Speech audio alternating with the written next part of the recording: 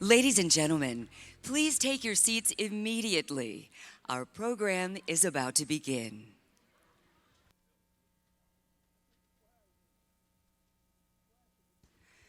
During the BEYA conference, Southwest Airlines has awarded airline tickets to the 16 BEYA College student honorees and 16 HBCU deans and honorees in support of BEYA and Southwest's focus on education.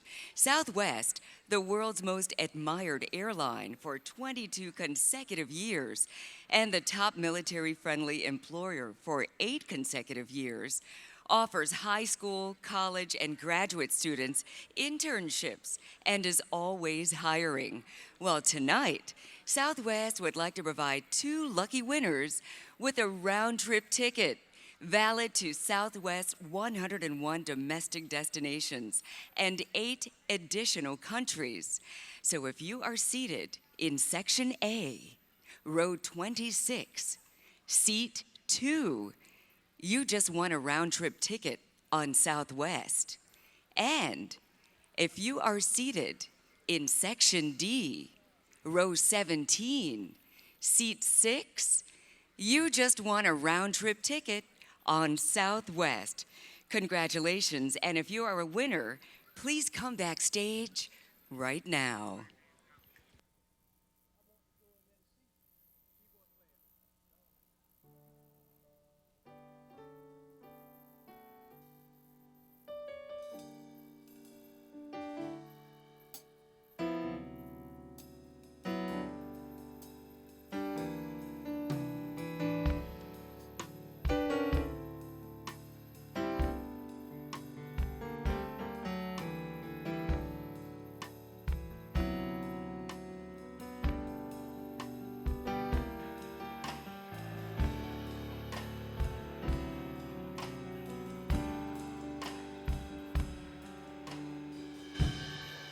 You alone knows what tomorrow brings. In a world where few hearts survive.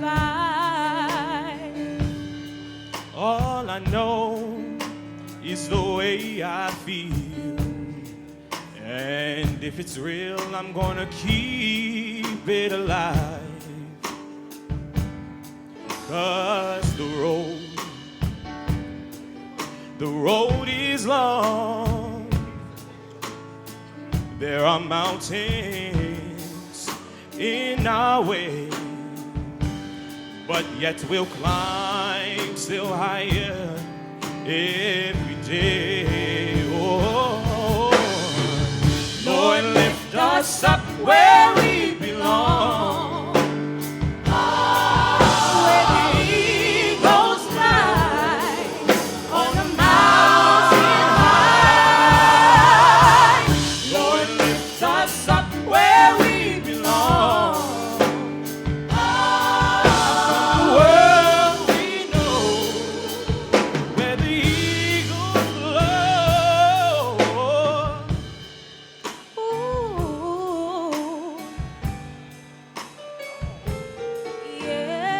Some hang on to what used to be. Stop living your life looking behind. 'Cause all we have is you right now. All our lives are in you to find. But the road is long. There are mountains in our way, but yet we'll climb still higher every day. Oh, Lord, lift us up where we belong, where the eagles fly on a mountain high. Lord, lift us up where we belong. From the world we know, on the green winds below. See, time goes by, and sometimes, yes, we'll cry, but He'll wipe every tear from our eyes. Lord, lift us up, Jesus. Lift us up where we belong. Where the eagles fly on a mountain high.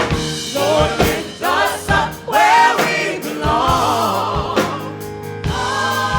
From the world we know, where the clear winds blow.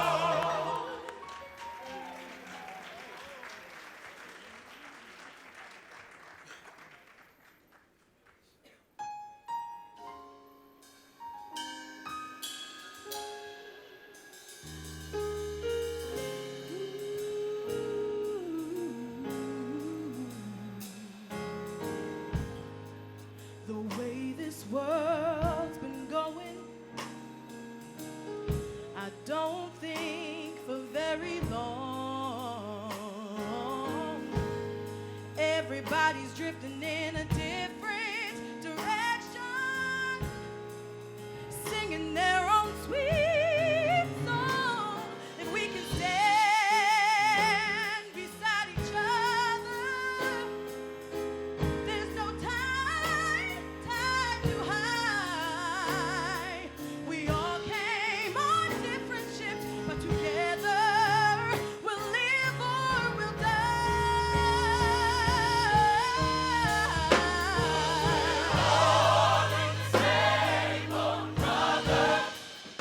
Ooh, we're all sailing on.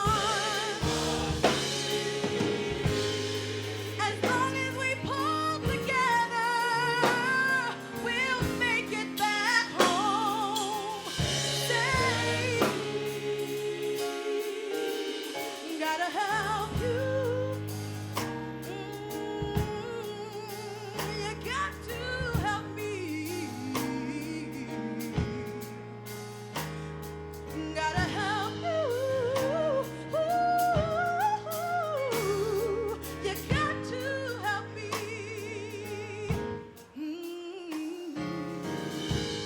So many people coming hungry. They're crying out, but we just can't hear. Gotta be a lot more loving and sharing, and a lot less living in fear. Then we can stand beside each other. But when the storms they rise, tomorrow we'll see that dawn break through the sky.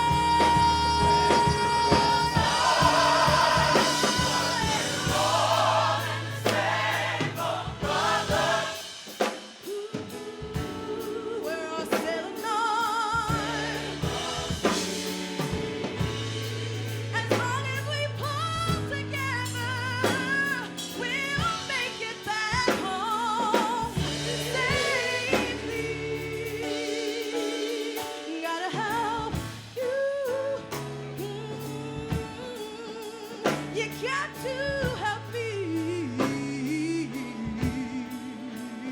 Gotta help you.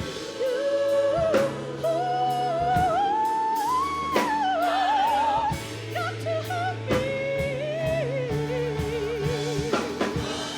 All in the same boat, brothers and sisters. Gotta help you. You got to help me. All in the same boat, brothers and sisters. Gotta help you.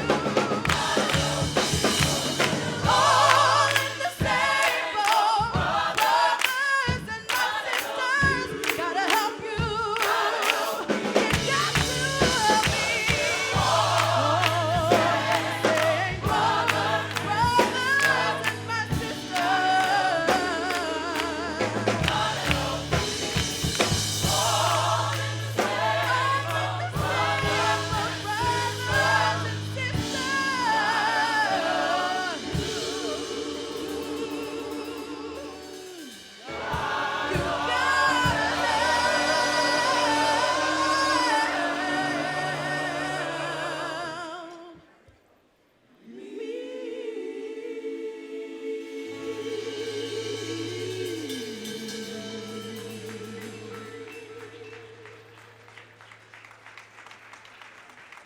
Ladies and gentlemen, the 31st BEYA STEM Conference, co-hosted by Lockheed Martin Corporation, the Council of Engineering Deans of the Historically Black Colleges and Universities, the U.S. Black Engineer and Information Technology magazine, and sponsored by Aerotech and General Dynamics Corporation, welcomes you to the 2017 Black Engineer of the Year Awards Gala, brought to you by the University of Maryland, Baltimore County, and Morgan State University.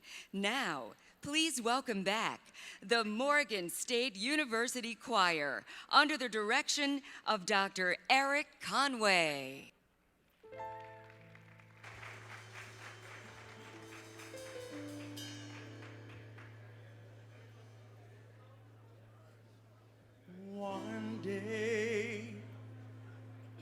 When the glory comes, it'll be ours.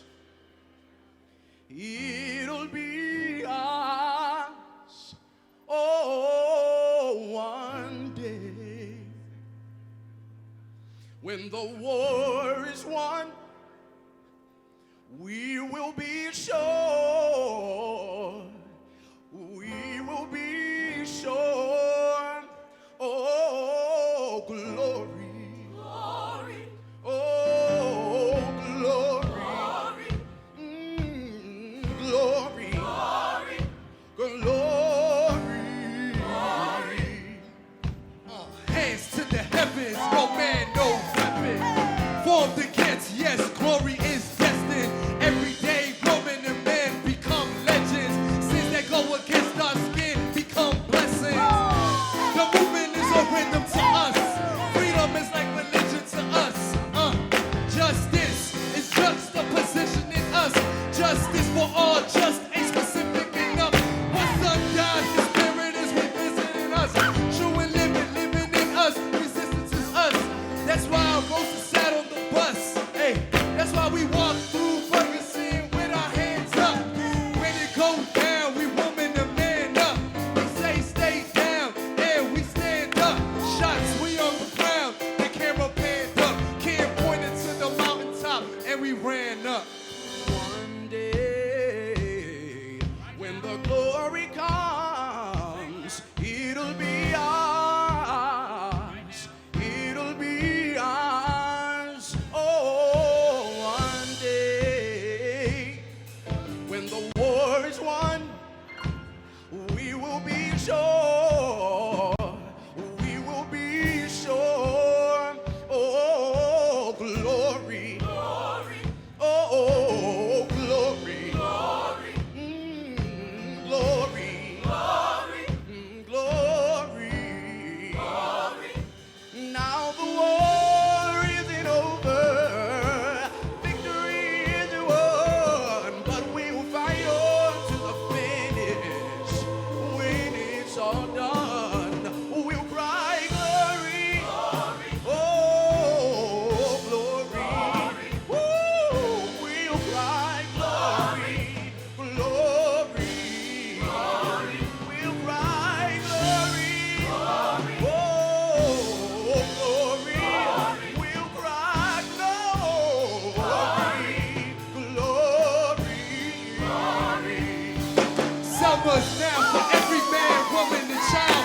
Even Jesus got his crown in front of a crowd. They marched with the torch, we gon' run with it now. Never look back, we done gone hundreds of miles. From dark roads, heroes, to become a hero. Placing the league of justice, his power was the people. Enemy is legal, a king became regal. Saw the face of Jim Crow under a bald eagle. The biggest weapon is to stay peaceful. We sing, our music is the cuts that we bleed through. Somewhere in the dream we had an epiphany. Now we right the wrongs in history. No one can win the war individually. It takes the wisdom of the elders, young people's energy. Welcome to the story we call victory. The coming of the Lord, my eyes have seen the glory. One day, when the glory comes, it'll be ours. It'll be ours. Oh, one day, when the war's won, we will be sure. We will be sure. Oh, glory. Oh, glory.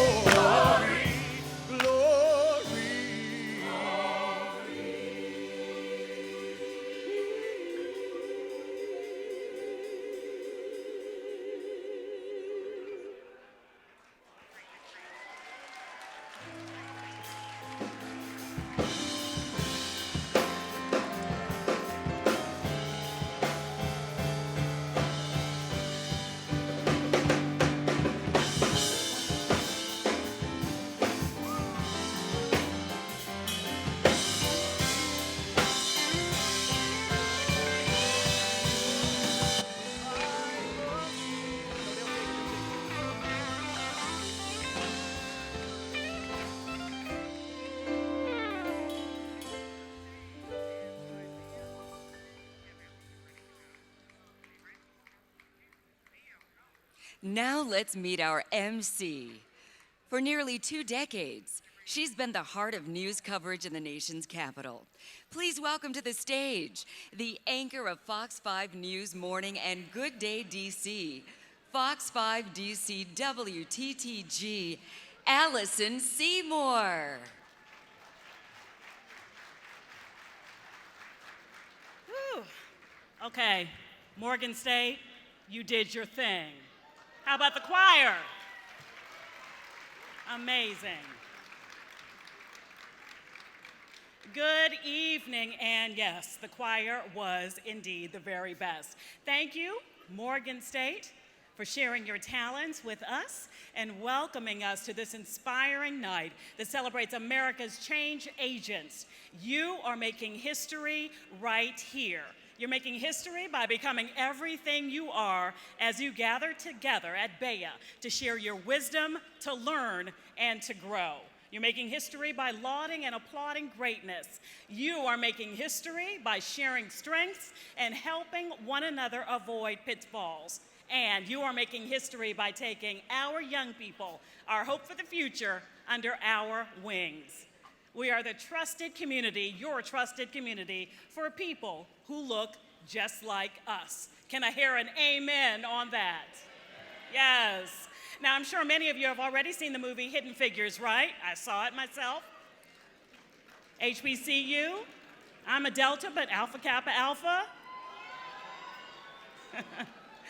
But did you realize that for 31 years, BEYA has been bringing our own Hidden Figures right into the spotlight? Absolutely. BEYA has grown from a fledgling community of leaders 31 years ago to a powerhouse of prideful STEM leadership in industry, the military, and academia. Hallelujah on that, and thank you to BEYA.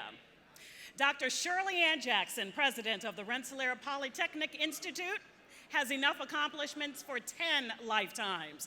While working at Bell Laboratories, she conducted breakthrough scientific research that enabled others to invent the portable fax, touch-tone telephone, solar cells, fiber optic cables, and the technology behind caller ID and call waiting. And she is one of us, and she is here tonight. Let's give it up for Shirley.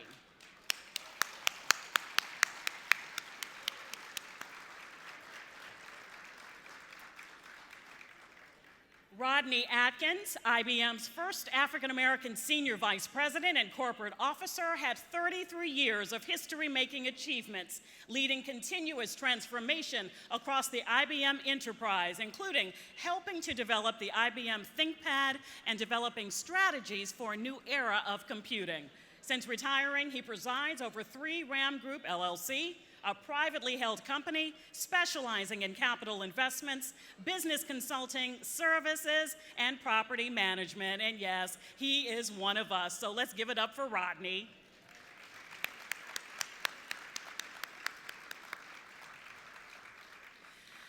Throughout Wanda Austin's extensive career with the Aerospace Corporation, she was recognized for her work in satellite and payload system acquisition, systems engineering, and system simulation, and rose to become Aerospace President and CEO, and she is one of us. Give it up for Wanda.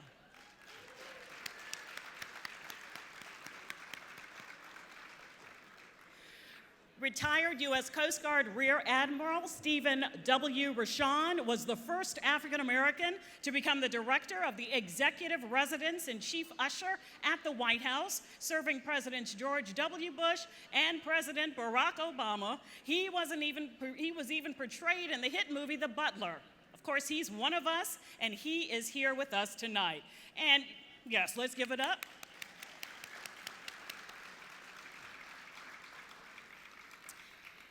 And let's talk about NASA's Katherine Johnson of Hidden Figures fame. Heck, don't we love that movie? More than 10 years ago, BEYA was printing posters of innovators in technology that featured Katherine Johnson front and center, not hidden at all. BEYA is a professional development community like none other. We're about first, we're about breaking black ceilings, and there will come a time when we won't have to because it will just be the norm. This is a group like none other. Literally hundreds of outstanding men and women have walked across this stage. They've told their stories that inspire us. They have remained valued members of our trusted community, and that's why you are here. You are one of us. And BEYA is the portal through which you can walk with confidence, knowing that whether you're working, playing, educating yourself, or navigating social media, we are your trusted connection, your trusted community. And speaking of that, we'd like all of you who have won a BEYA award of any kind, past or present, to please stand. Could you stand for us? Look at this.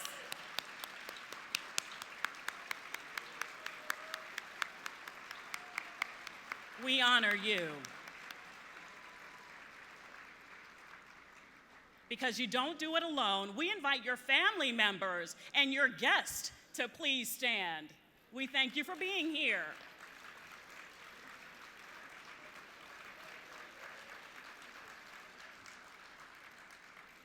And of course, we welcome warmly the students to the BEYA experience. We know you will be enriched and inspired by this weekend. So will our students who are here with us tonight please stand? Let me see the students here tonight.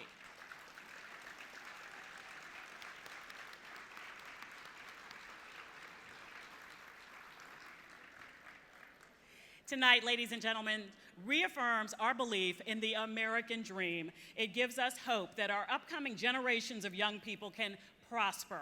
It rekindles our passion so that each and every one of us can return to our communities knowing what we will do, what we must do in reaching out to help one another as we bring them across the finish line. You are one of us.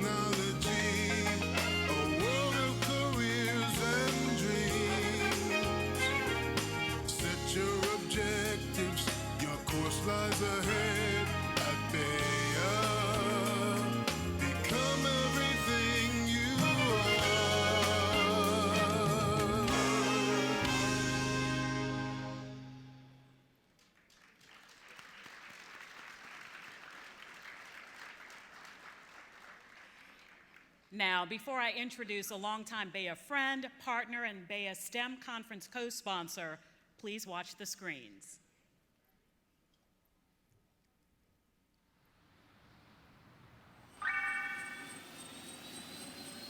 We are the innovators, the ones with the new ideas. Ideas that transform our world and improve the quality of life for billions. Capturing and storing energy until it's needed. Providing unmatched protection from threats through precision targeting and navigation systems. Revolutionizing vertical flight through faster, autonomous, and intelligent aircraft. At Lockheed Martin, we're in the business of innovation, where creative thinking has always been a competitive advantage. While many were focused on designing better maps, we were making GPS more accurate and reliable. And while some focused on flying below the radar, we perfected stealth technology. We have a rich legacy of looking beyond the horizon, soaring into the wild blue, then way beyond. We are ready to address the world's biggest challenges, helping customers monitor and analyze our changing climate, including technology that converts waste into electricity. We confront the challenge of global security, building the world's most advanced fighter aircraft, redefining combat ships, ground vehicles, and weapon systems to address the threats of the future. Ensuring information is secure and reliable, we are the innovators who support our customers' missions with fierce loyalty. We are the innovators who inspire the next generation to find answers for questions yet to be asked, because that's what we do. See a world filled with endless possibilities, envision the future, and then make it a reality. We're engineering a better tomorrow.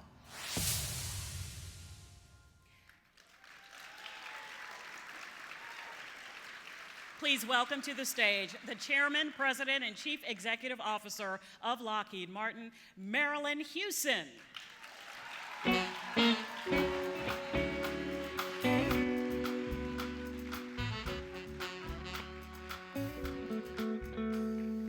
Good evening, ladies and gentlemen, friends and family, honored guests. It's a privilege to be here tonight to celebrate the 2017 BEYA Award winners. At Lockheed Martin, we are proud to have sponsored this conference from the beginning. After 31 years, we know that this is the premier event of its kind. The BEYA STEM Conference and Award Gala is a celebration in which we honor scientists and engineers who are the best in their fields. Scientists and engineers who are building a brighter future for us all. For this reason, each year, BEYA not only inspires us with the accomplishments and innovations that flow from brilliant minds, it also calls us to action.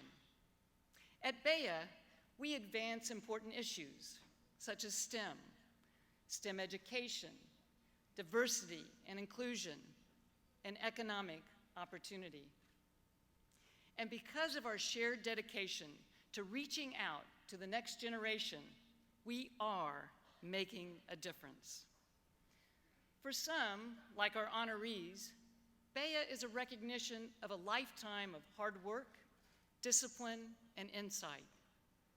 For others, like the students here, BEYA is the beginning of new friendships, new opportunities, and new horizons. But every person here, BEYA is an inspiring reminder of the extraordinary potential of every life. One example of this comes from a young man who attended BEYA last year, DeVell Miles.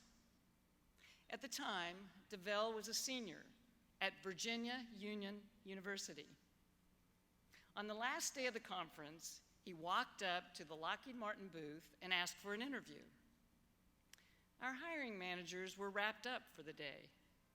However, they agreed to look at one last candidate. DeVell's grades were excellent. His resume was a strong fit. When the time came, he excelled at the interview. So we offered him a job. Today, DeVell works at Lockheed Martin's Enterprise Operations Division in Colorado.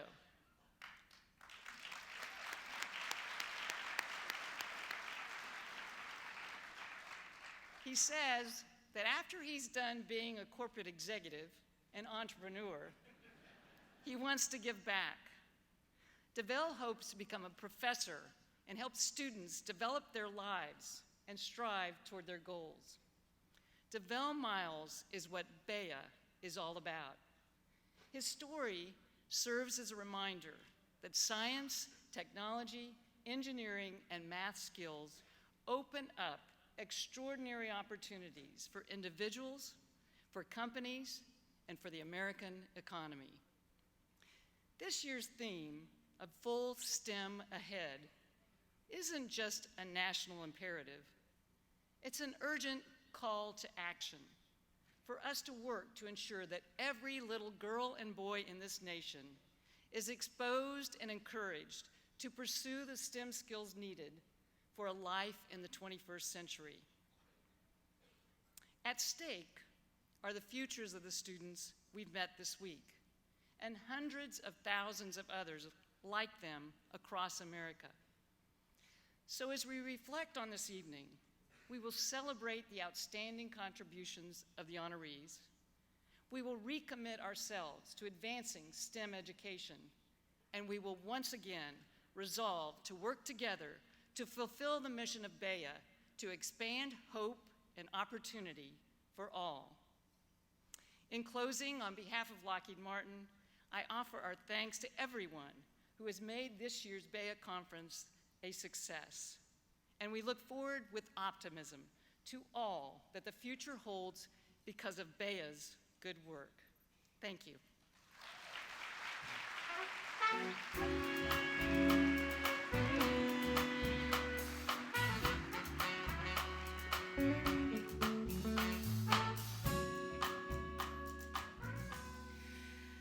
BEYA's Career Achievement Awards recognize those whose body of work spans over 2 decades and goes far beyond their job description, paycheck, and expectations. They belong to a select league of career achievers that have grown with BEYA and helped build the BEYA legacy, including Commanding General Thomas Bostick of the U.S. Army Corps of Engineers, Alicia Bowler Davis of General Motors, and Robert L. Kirby Jr. of the Raytheon Company, and they are us. To present the recipient of the Career Achievement Award in Industry, please welcome to the stage the Vice President and General Manager of Cyber, Ships, and Advanced Technologies for Lockheed Martin Corporation and the 2014 Black Engineer of the Year, Stephanie Hill.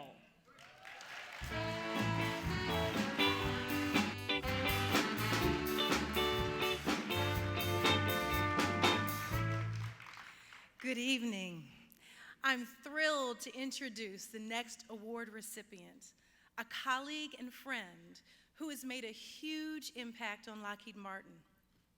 He is an executive in my organization overseeing complex design, engineering, and program management of sophisticated communications and security technologies. His program leadership has delivered vital connectivity for the U.S. Coast Guard and provided eyes in the sky to counter threats to our troops. He previously served as Deputy Capture Manager for the Mark 41 Vertical Launching System production competition, developing the approach that brought this system's manufacturing back to Lockheed Martin for the first time in 20 years. I'm proud to present Stephen Hill.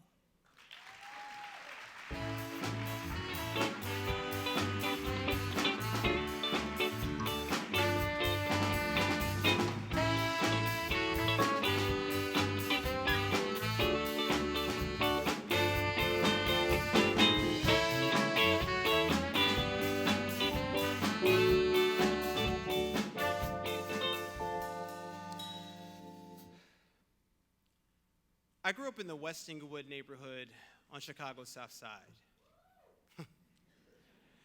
It was tough, but I was blessed with God-loving parents who ran their own business and demonstrated daily the importance of tenacity and meeting commitments. I watched and I learned. And although my mom passed in 2010, the high standards and expectations she set, those lessons about accountability and consequences shaped me. In a world that said otherwise for Black kids like me, my parents and many others encouraged me.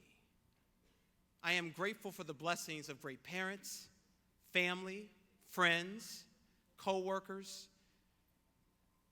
that made this, and mentors that made this journey possible. Thank you.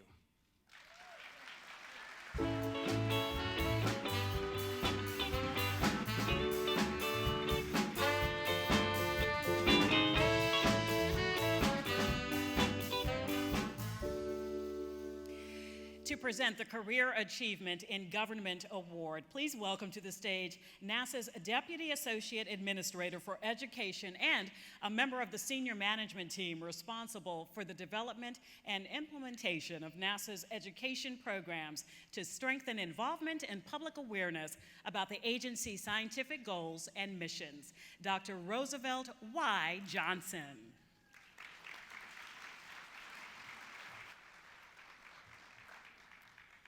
During Alan R. Parker Jr.'s 25-year career at NASA, his remarkable technological breakthroughs have had far-reaching applications for our nation. For over a decade, his team at our Armstrong Flight Research Center, I thought I had a shout out there, developed a fiber optic sensing system, FOSS. That's a major advancement in operational monitoring and sensing technology. It has a remarkable 1,000-fold improvement over conventional sensing technologies and has already proven economical, commercially significant in other industries, with 3 major licenses to date. Alan developed the patented algorithms that process the data acquired from the fiber optic sensors, and the FOSS team has received 8 patents to date, with 1 additional underway. I am proud to present Alan R. Parker, Jr.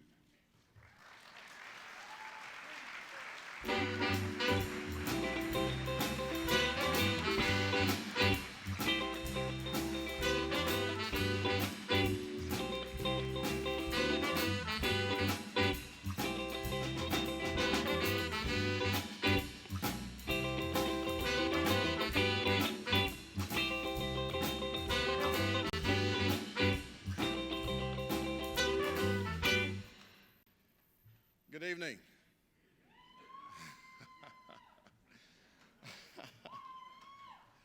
I don't think that picture was a picture of me. But whoever it was a good-looking guy. So I'm in good company. First of all, I want to thank God, thank my family, my coworkers, and thank NASA for the opportunity. Thank you for investing in me. I've been interested in science and electronics since I was 12.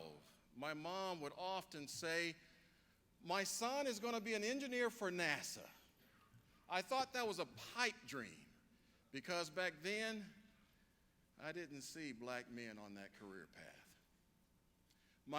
Then my dad signed me up for a tour at NASA Johnson Space Center outside of Houston, Texas. Charlie Bolden led that tour. I thought, if he can do it, guess what? I can too.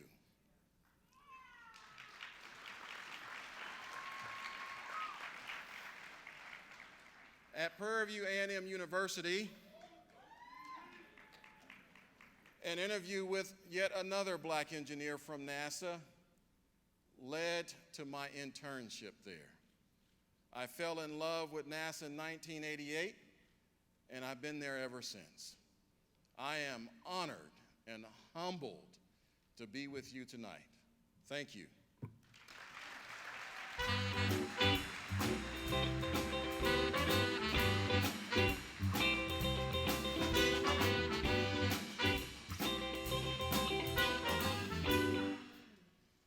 Throughout the evening, as you listen to our awardees, like our last awardee, share their stories, you're going to hear a familiar refrain, that of the respect for education above all else that parents, grandparents, aunts, uncles had for all of us, their sons and their daughters. And I know you can recall family members in your own lives that knew that education was the key to real freedom. So tonight, as we applaud our honorees, we are keenly aware of the challenges they overcame to reach this point, and we are clapping because they survived and they thrived. And along the way, BEYA has been a constant reminder of their significance and their worthiness to our nation. Together, we stand proud and strong. The presenter of the next Career Achievement in Government Award is Vice President of Manufacturing Operations at Boston Scientific Corporation. Please welcome to the stage, Paul Martin.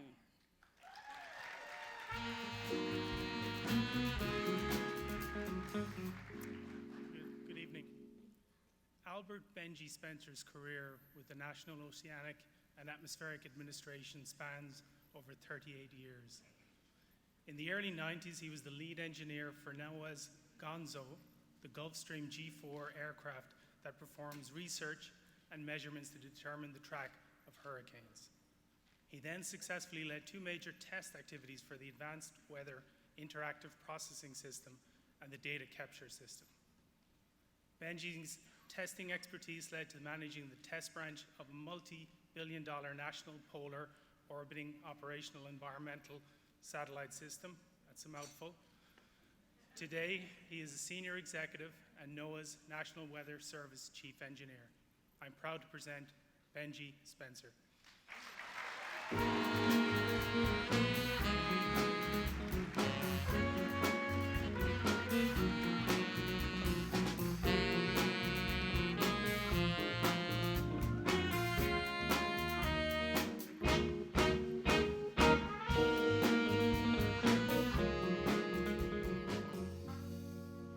Good evening.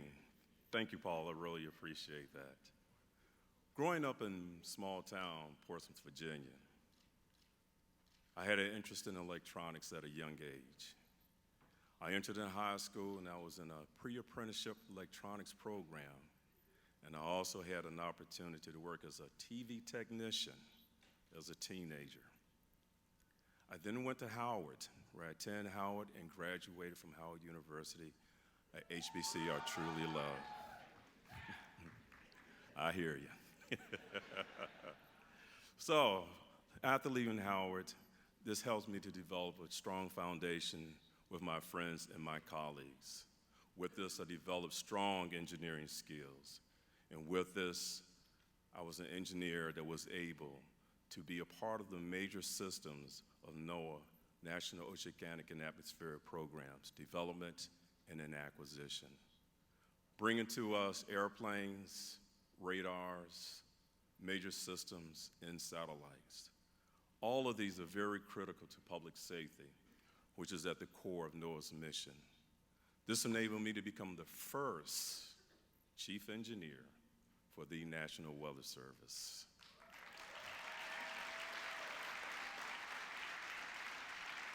So with this, I'd like to thank my lovely wife, Margot Jackson Spencer, who's been my lovely wife for 33 years. And just one special note, I also like to say a special thank you and congratulations to no other than Dr. Deloge, because he was my dean and professor at Howard University. Thank you, sir.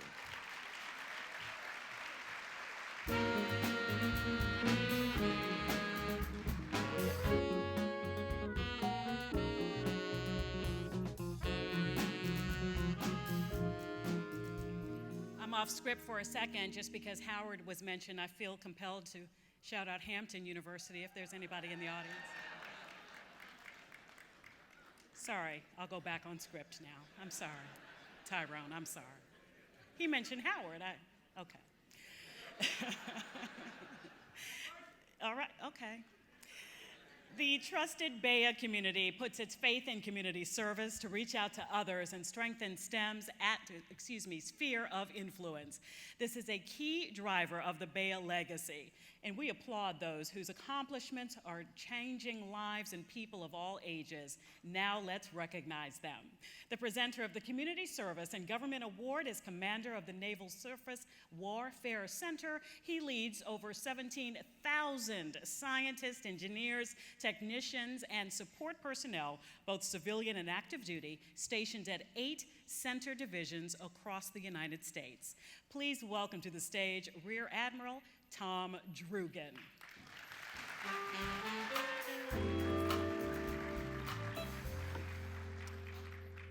Dwayne Nelson, a Navy professional in government service, his career already embodies outstanding civil service, and the Navy keeps him busy. and yet somehow he finds in his own time to use his problem-solving skills in extraordinary volunteer work and has for years. He's advancing the science, technology, engineering, and mathematics careers and improving the lives of those around him. He participates in Big Brother of the Rappahannock Big Brother and Big Sisters, mentoring and encourage elementary school students one-on-one, providing that spark for curiosity and the cause to seek knowledge. He has a leadership role with the National Society of Black Engineers that impacts middle school students and future engineers of all ages by showing them how technology relates to the world around them and how to make life better for us all. He has established and participated in over 70 programs that promote technical excellence among our young people. The Navy is proud. I know his family is proud. Dwayne Nelson.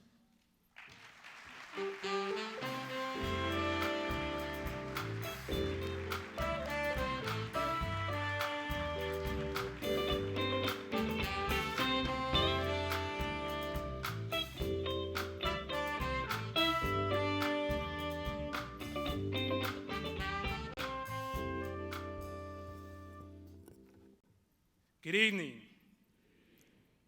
From my college years to joining Alpha Phi Alpha Fraternity Incorporated, to chartering, here we go, to chartering a National Society of Black Engineer Professional Chapter, I continuously work to emphasize the importance of community service for our youth and others.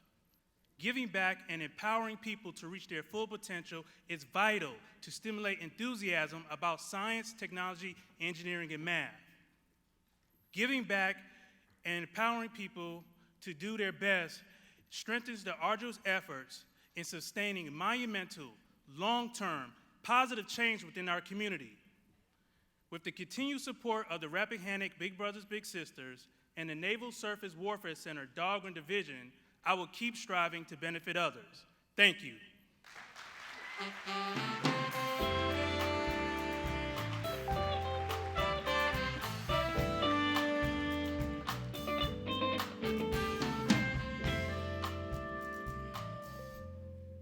To present the Community Service and Industry Award, please welcome to the stage the Corporate Vice President and President of Northrop Grumman Technology Services and last year's Black Engineer of the Year, Dr. Chris Jones.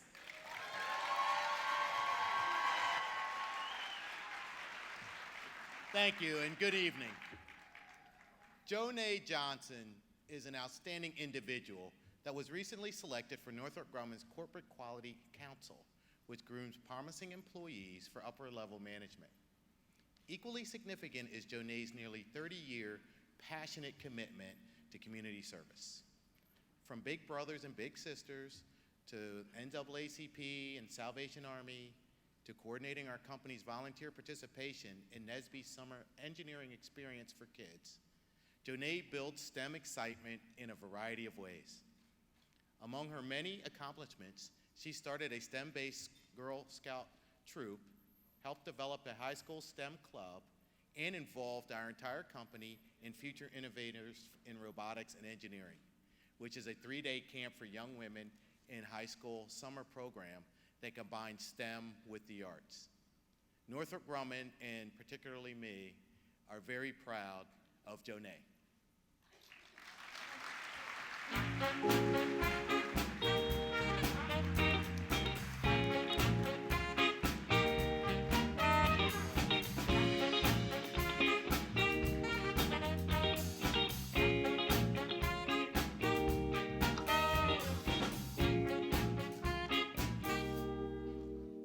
Good evening. No one signs up to be a divorced single mother of 2. Yet there I was, alone, starting over. But I was raised to believe that I can do extraordinary things. It's the God my parents poured in me. Thank you, Mom and Dad. And I've passed that same fire-breathing spirit on to my 2 girls.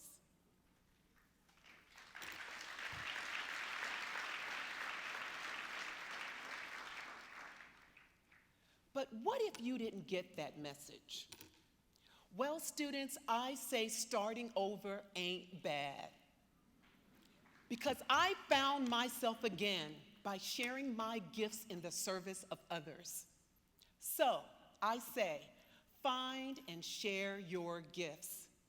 Because what excites you is connected to your purpose, your passion. It's not random. And it could very well lead to you standing right up here one day. Thank you, BEYA, and thank you, Northrop Grumman.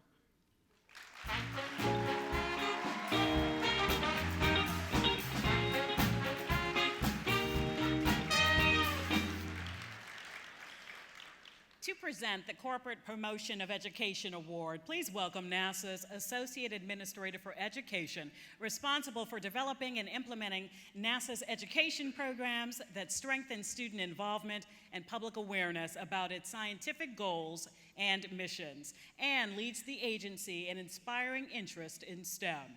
Please welcome Donald James.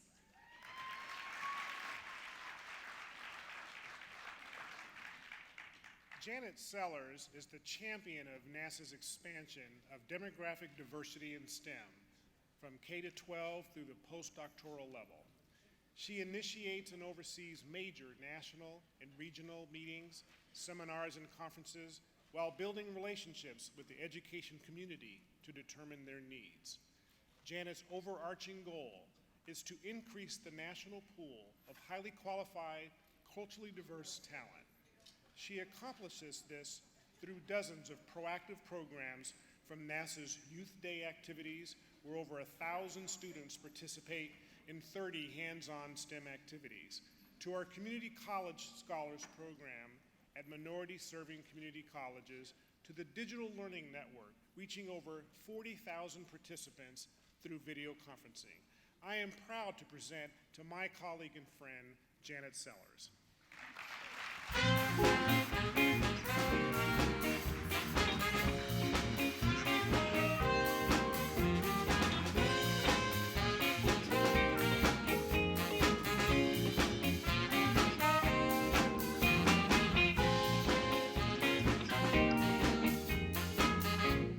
Good evening. While I was in the Air Force trying to pursue my bachelor's degree, I applied for an accelerated degree program, and I was told that the degree was reserved for the cream of the crop. Undeterred, at my next base, I applied and received my bachelor's degree in less than a year. We miss out on jewels when we focus on the best and the brightest, while those with promise and potential can shine just as brightly. I'm living proof of that.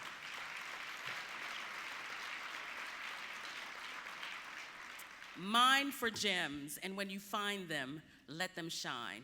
I promise you, it's worth it. Thank you for this incredible recognition.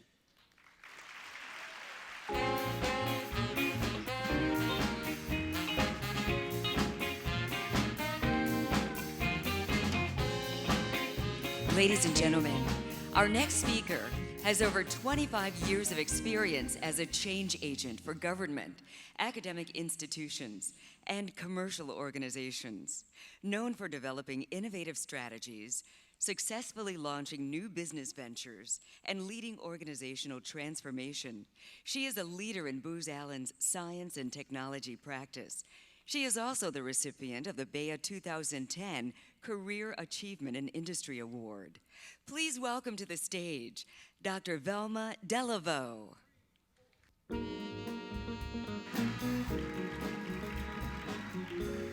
Good evening. When we think of our nation's military, we often acknowledge them for keeping us strong overseas and safe here at home. Tonight, I also want to acknowledge them for their role as teachers and mentors. Each year at the BEYA Stars and Stripes dinner, the military leadership steps up to fulfill its mentoring mission that has become part of their joint effort to guide more of our young people into STEM careers. Here to tell us more about it is the BEYA Stars and Stripes National Military Alumni Chair, Vice Admiral Walter Davis, United States Navy, retired.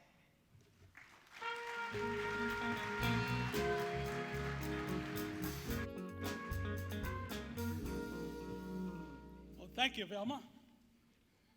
Simply stated, The Stars and Stripes Committee promotes STEM by mentoring.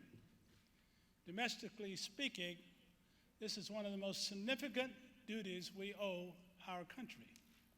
This is why the BEYA Stars and Stripes Committee has made mentoring a cornerstone of our mission. And for the past 7 years, Vice Admiral Andy Wins and his team have chaired our annual pre-dinner mentoring session.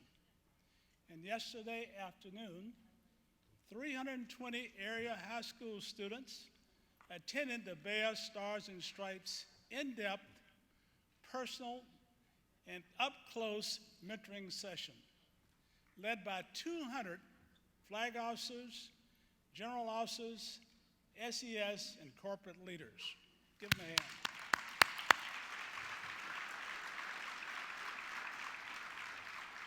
Thanks. But we don't want to stop here. Our BEYA Stars and Stripes sustained mentoring program operates in schools throughout the year and is growing. I believe there's no more important mission our military has to our youth and our country than to lift up young people, especially those who face more challenges than they should. So to all the men and women of the military, as well as our corporate leaders, join us on the front lines of this effort. And if you like what you saw last night, come join us, and there's our contact information on the screen. Thank you.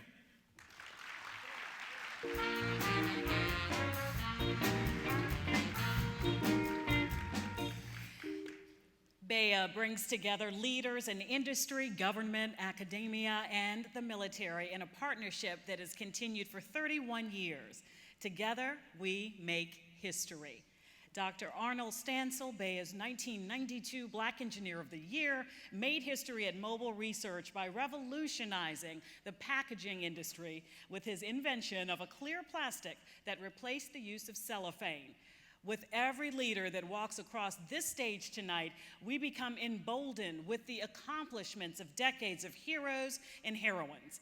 Just think of the history being made tonight. To present the Outstanding Technical Contribution in Government Award, please welcome SAIC's Chief Human Resource Officer, Karen Wheeler.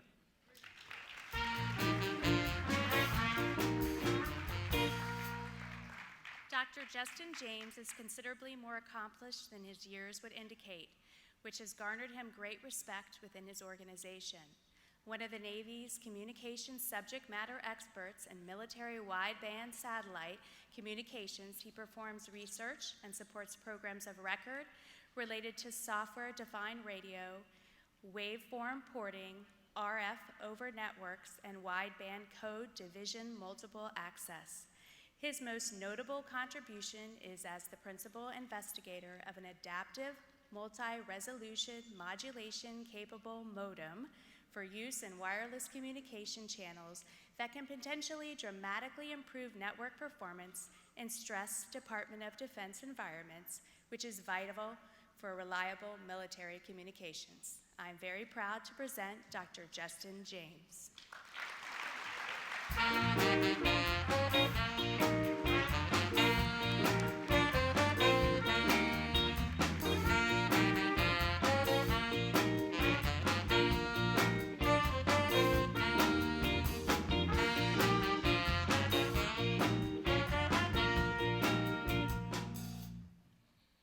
Good evening. I have attended the BEYA STEM conference as an undergraduate student, graduate student, graduate school recruiter, professional recruiter, and tonight as a BEYA recipient.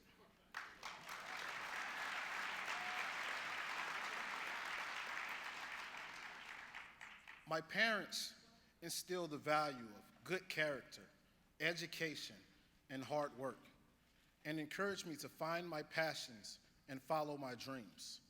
I discovered it was science and technology. Participating in the Project Seed engineering program for high school students, I knew I wanted to use innovation and engineering to help improve the world. I always had the spark, but my parents, family, teachers, professors, deans, and employer provided the oxygen for my fire to burn. Thank you.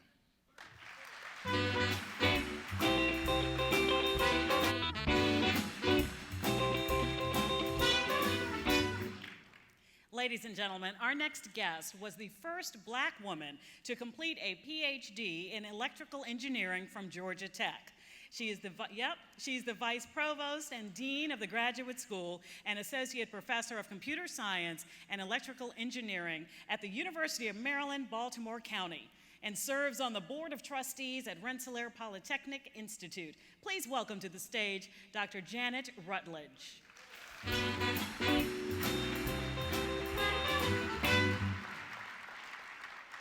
Good evening. In addition to this glorious evening, several major recognition events have also taken place during this BEYA STEM Global Competitiveness Conference. On Thursday night, the STEM Innovations Awards dinner honored those you see on the screen for their innovative contributions to our way of life. Also honored were recipients of the BEYA Emerald Honors Awards for their scientific achievements, including Scientist of the Year, Ernest Smiley, Chief Data Scientist for the National Geospatial Intelligence Agency. Yesterday, at the Modern Day Technology Leaders Luncheon, nearly 300 achievers were announced to the stage to receive their recognition. Last night, you could say we had a doubleheader. The BEYA Student Leadership Awards dinner honored some of our outstanding leaders of tomorrow, and the BEYA Stars and Stripes dinner honored exceptional African Americans in the military. Then this morning, 2 Student Leadership Awards and 13 BEYA Legacy Awards were presented at the prestigious HBCU Engineering Dean's Power Breakfast. Would all of you who were honored at any of these events please stand so that we may applaud you.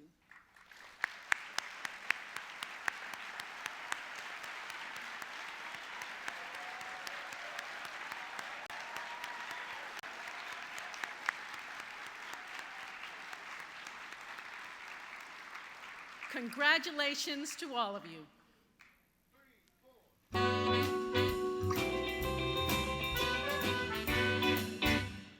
When it comes to recognizing the promise in our men and women in STEM careers, think of BEYA like a proud papa and mama that nurtures, encourages, and mentors. And the word promise, it's a powerful word. With it becomes a belief in oneself. And BEYA believes in you and your power to become everything you are. So it is with BEYA's Most Promising Engineers Awards we proceed. The presenter of the Most Promising Engineer in Government Award is General Motors Executive Vice President of General Motors Global Manufacturing and is also responsible for GM's manufacturing, engineering, and labor relations. She is a member of the GM Executive Leadership Team, the Opal Supervisory Board, and the GM Korea Board of Directors. She serves on the Board of Directors at General Mills and was the 2014 Woman of Color Technologist of the Year. Please welcome to the stage Alicia Boiler Davis.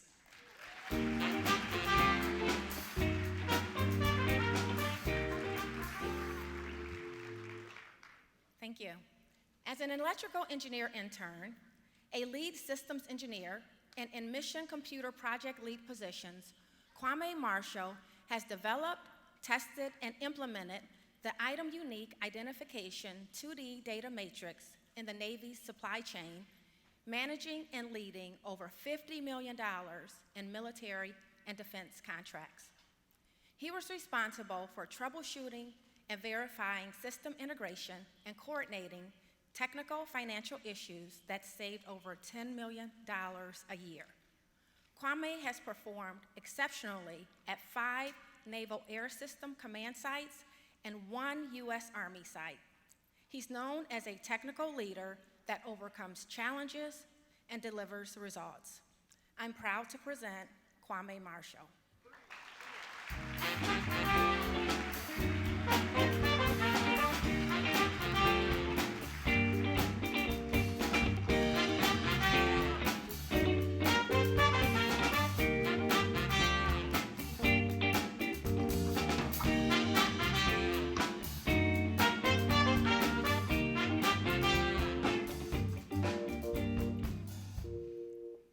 good evening.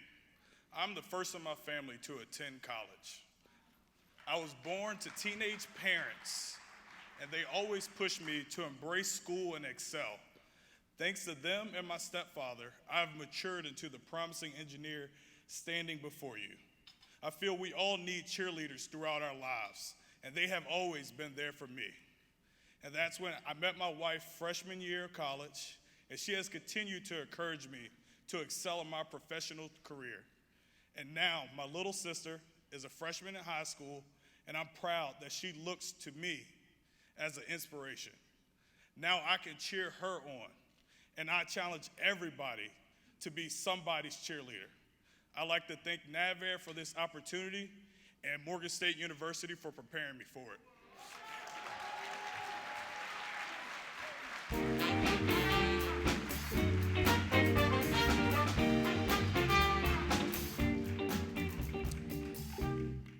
The presenter of Most Promising Engineer in Industry Award has over 37 years of experience in the aerospace industry. He's responsible for the Boeing Company's Network and Space Systems Business Unit and its Space Exploration Division's Safety and Mission Assurance. Please welcome to the stage the director of the Boeing Network and Space Systems Mission Assurance, Darrell Warner.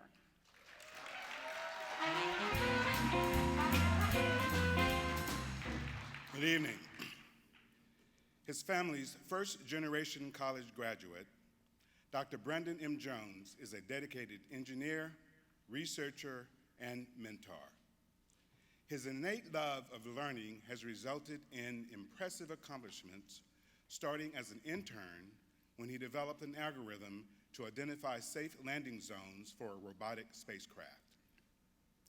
A systems test engineer for the wideband global SATCOM program, Brandon subsequently developed state estimation software for unmanned aerial vehicle surveillance systems. Currently, he is an end-to-end systems modeling and simulation engineer for proprietary programs at Boeing's Satellite Development Center and has received a patent. A graduate of Southern University and Cornell University, I am proud to present Dr. Brandon M. Jones.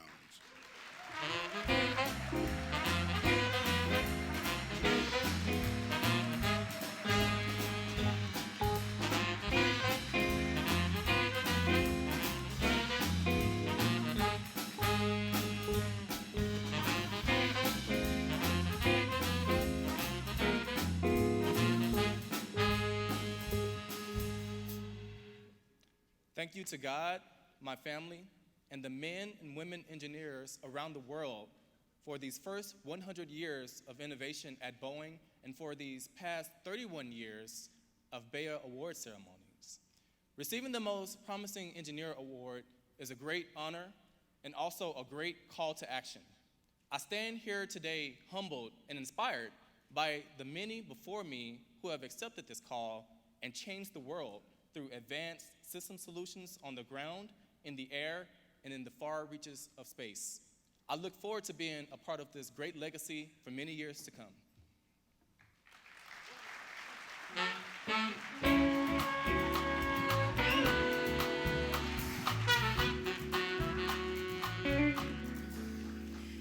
To present the Most Promising Engineer in Industry Award, please welcome to the stage the Vice President of Engineering and Technology for Lockheed Martin Aeronautics, Ron Basir.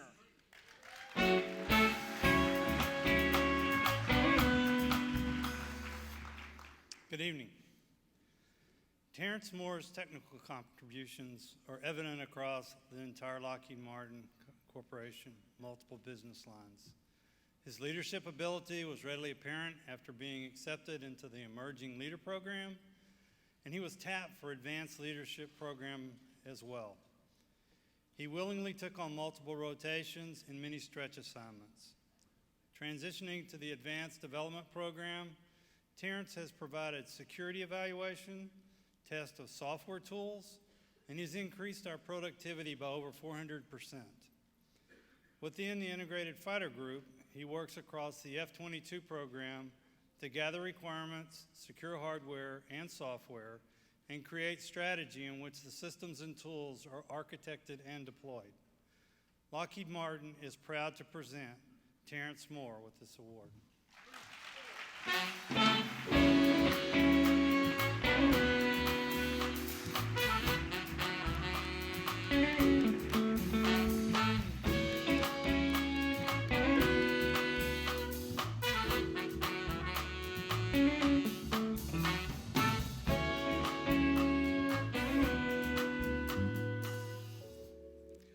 I'm so honored to receive this award. Well, I guess I can't be most promising engineer without making a few promises, right? So, I promise to never forget where I came from, because knowing my history makes me a better man, leader, and servant. I promise to always be an advocate for STEM disciplines and motivate the current and next generation of exceptional engineers. And lastly, I promise to always be me, even when it's easier to conform. God gives us one life, and that's our chance to be great. So don't just talk about being great, be it. Thank you. I love you, Mom.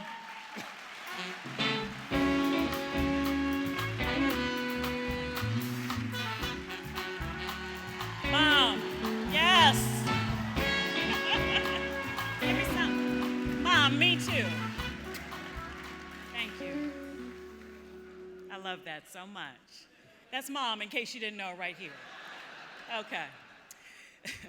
The presenter of the Technical Sales and Marketing in Industry Award is responsible for implementing and leading AT&T's diversity and inclusion initiatives for a global workforce of more than 280,000. Please welcome to the stage the Executive Director of Workforce Diversity, Human Resources, Janice King.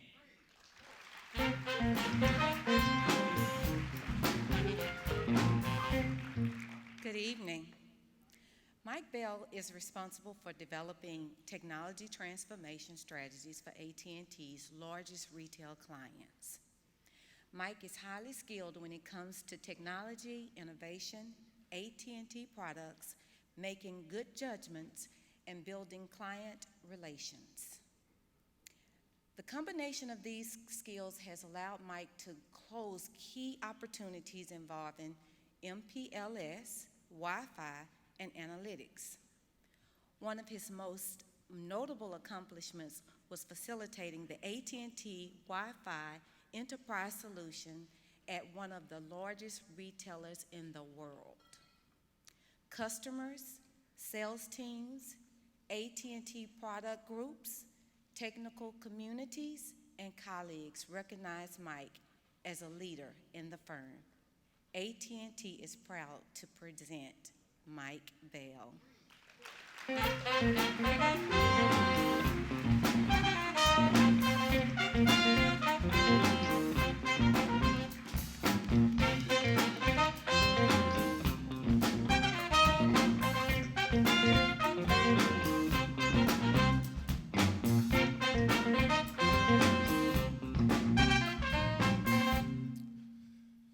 Good evening. Growing up in Philadelphia's inner city, my core values, Philly in the house, my core values have been held together by my amazing wife, 5 brothers, and loving and supportive parents.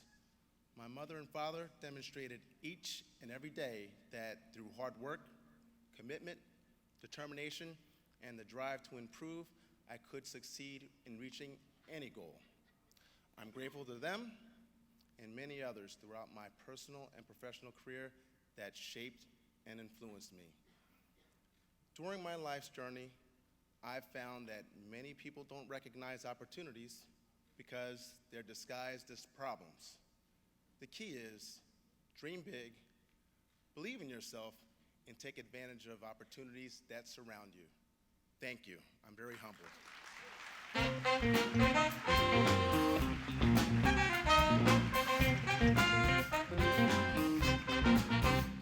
To present the recipient of the Technical Sales and Marketing Award in Industry, please welcome to the stage IBM Distinguished Engineer Victor Brown.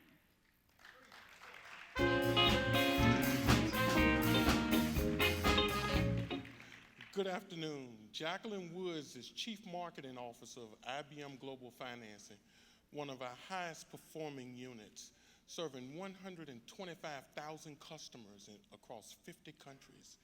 A seasoned strategic expert in global markets, software development, brand, and product management, she is a gifted communicator, bringing clarity to complex subjects. Jacqueline led the marketing and communications transformation of our business from designing and delivering a totally web presence, working collaboratively with the IBM product brands to tightly integrate financing into their offerings and marketing collateral, to leading the development of many groundbreaking offerings we now deliver to the marketplace. It's a great honor to present, and IBM is greatly, greatly honored to present an award to Jacqueline Woods. Good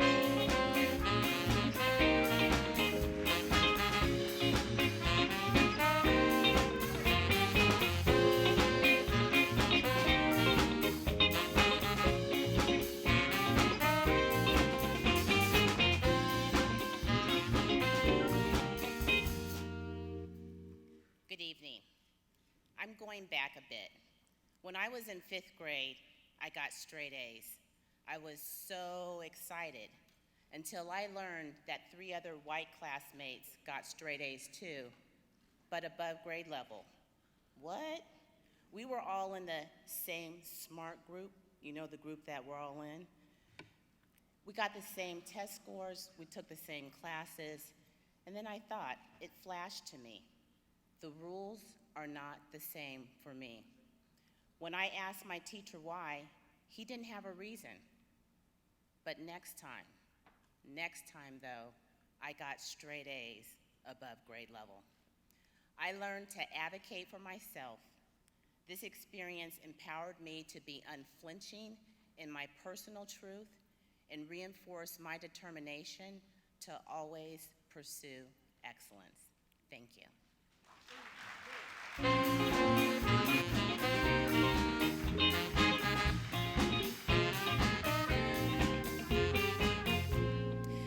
To present the Dave Barclay Affirmative Action Award, please welcome to the stage the Executive Vice President and Chief Human Resources Officer for Huntington Ingalls Industries, America's largest military shipbuilding company, and a provider of professional services to partners in government and industry, Bill Ermatinger. Good evening. Lieutenant Colonel Chavis, United States Air Force retired, has a rich history in service to others.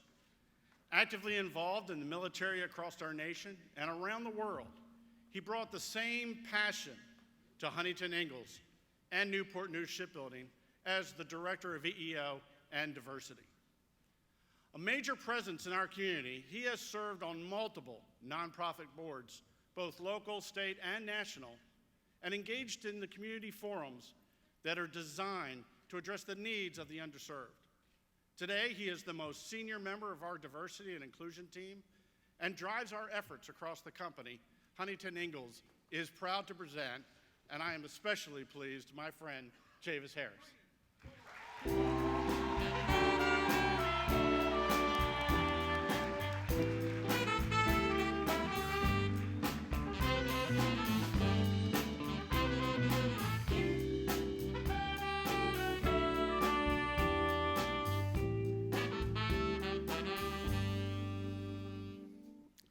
Thank you, God, for allowing me to be here.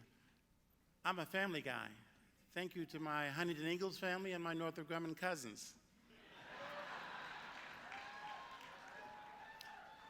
When I was a child, my great-grandmother shared her mother's story when Union soldiers told her, my great-grandmother, that she was free from slavery. 7 generations later, my grandchildren face a far different future than my great-great-grandmother.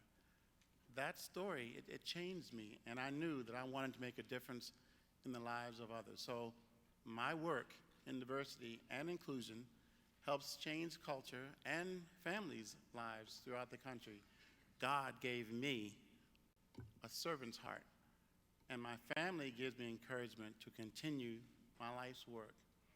I want to thank the love of my life, Karen, the woman who gives purpose to my heartbeat and each breath I take. Thank you very much.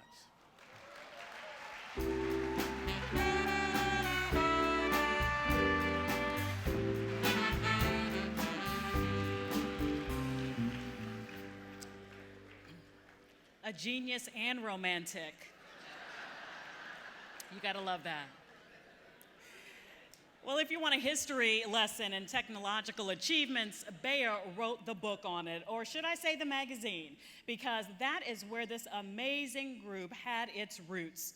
And who do we read about? People like 1995 Black Engineer of the Year, Walt Braithwaite, who with his Boeing team developed the new data exchange standard that set aside old design methodology in producing the Boeing 777 aircraft, cutting years off of its design and testing phase for aircraft licensed to carry passengers in this country.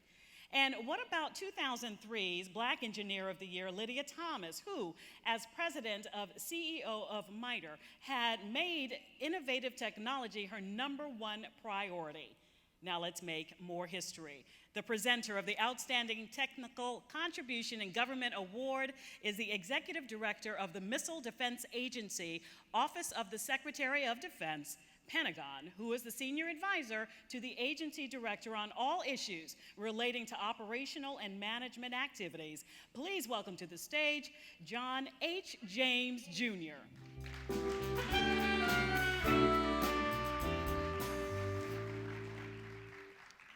Good evening. Before I begin my official remarks, there's one piece of my title they left off. And that's student at Howard University of Dr. Eugene Deloach.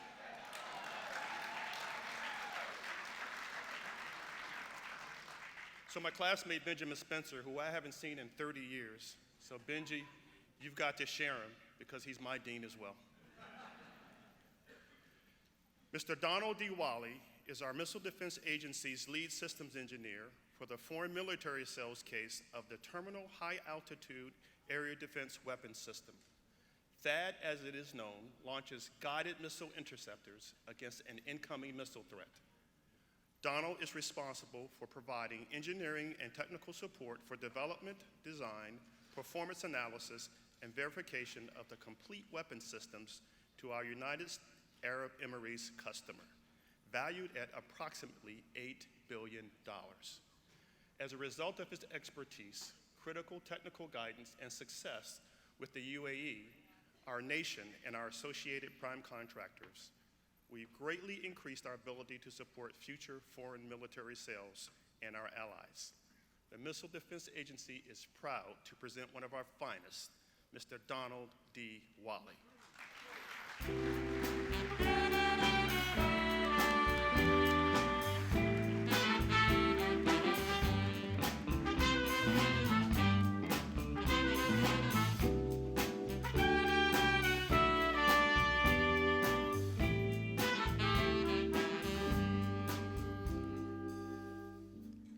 Thank you, Mr. James. Born prematurely in the government-supported housing projects of Mobile, Alabama in 1962, I was abandoned by my mother at 6 months old and given only a short time to live. Thankfully, God led my great aunt to raise me as her own.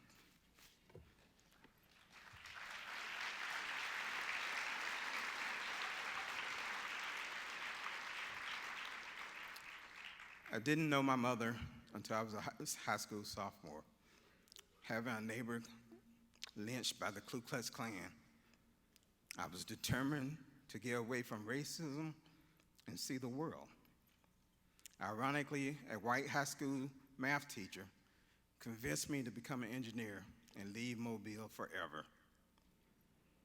So I followed his guidance, his determination, studied engineering, and here I am. Again, thank you.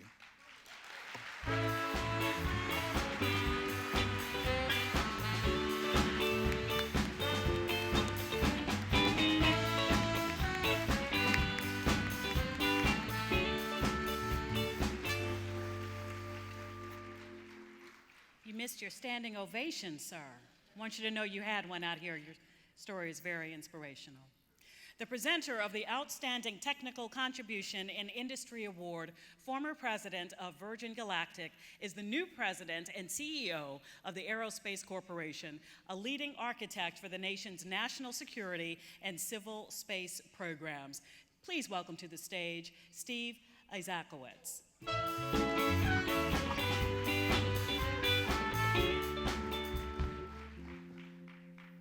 September 11th exposed serious limitations of the FBI's paper-based case management system, preventing agents and analysts from effectively managing and sharing investigative and intelligence information. To address this, the FBI enlisted the Aerospace Corporation as its trusted advisor. In his many roles, Blake Todd Kimbrough has been a steady, pathfinding technical and programmatic resource, enabling FBI Director Mueller to successfully deploy Sentinel in 2012. Throughout 12 years of commitment delivering mission-critical functionality, Blake has received many recognitions and has helped Sentinel overcome more than a decade's worth of government oversight, earning Sentinel praises from the U.S. Congress and industry. The Aerospace Corporation is proud to present Blake Todd Kimbrough.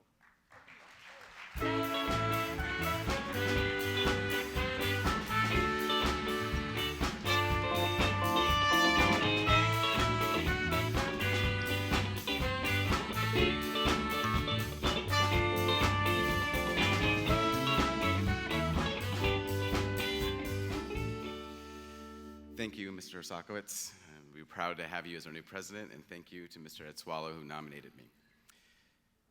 As a UC Berkeley and American University alumnus, shaped by the traditions of social protest and libertarianism, I wondered how I would address systemic injustices in a world where the 90s internet tech boom defined interdependence.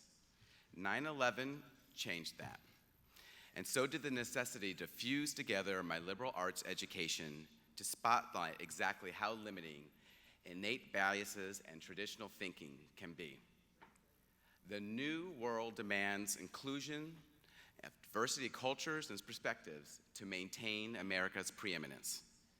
Government and private industry finally embrace this innovation and success requires harnessing undervalued reservoirs of America's diversity to overcome modern challenges. This awakening, to me, realized my potential and strengthens my optimism. So thank you, Aerospace and BEYA. 29 years at Aerospace, you all can do it. I appreciate the honor. Thank you.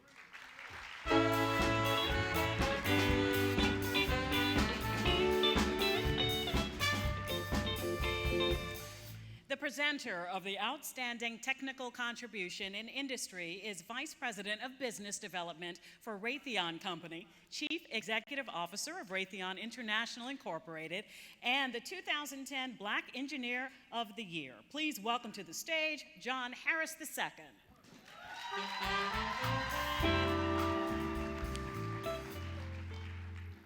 Good evening.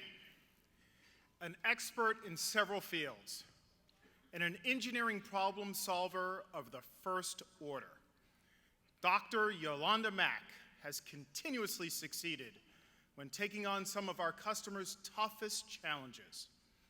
Her current area of focus is developing highly complex simulations for advanced missile defense systems. These systems are designed to intercept intercontinental ballistic missiles in space.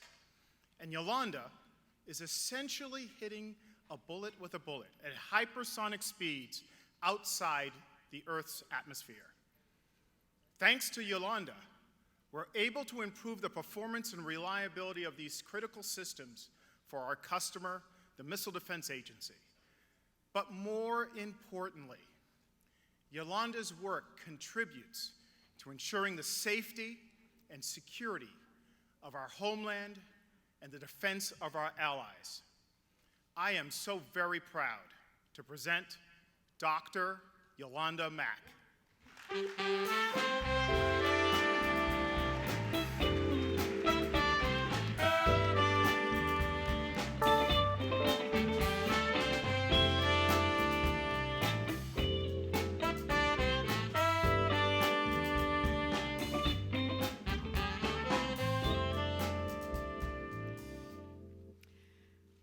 was a kid, I set a very simple goal for myself. Invent a revolutionary propulsion system that would allow cars to fly without wings. Part one of that plan was to become an engineer. Part two, unfortunately, relied on physicists unlocking the mysteries of gravity in a timely manner. Obviously, I was unsuccessful in achieving that goal. What I did learn from that thought exercise is to be ambitious, stay focused, and dream big. You may not always attain the specific goals that you seek, but there are plenty of interesting things to accomplish along the way. Thank you.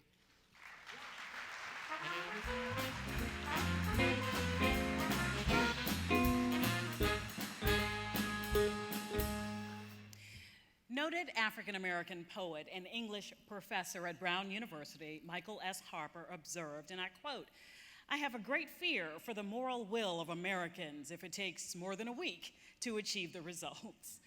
The recipients of the BEYA Professional Achievements Awards know that achievement takes time, it takes sacrifice, and it takes long-term commitment. I ask all of us here tonight to fulfill a pledge, and that is to continue to live the legacy that is BEYA, to inspire others while being true to ourselves, to remember that we are a part of a great heritage, to celebrate success, yet never take it for granted. Sometimes when you take the road less traveled, you can change the world. The recipients of BEYA's Professional Achievement Awards have done just that. And to present the Professional Achievement in Government Award, please welcome to the stage the Chairman and Chief Executive Officer of Leidos, Roger Crome.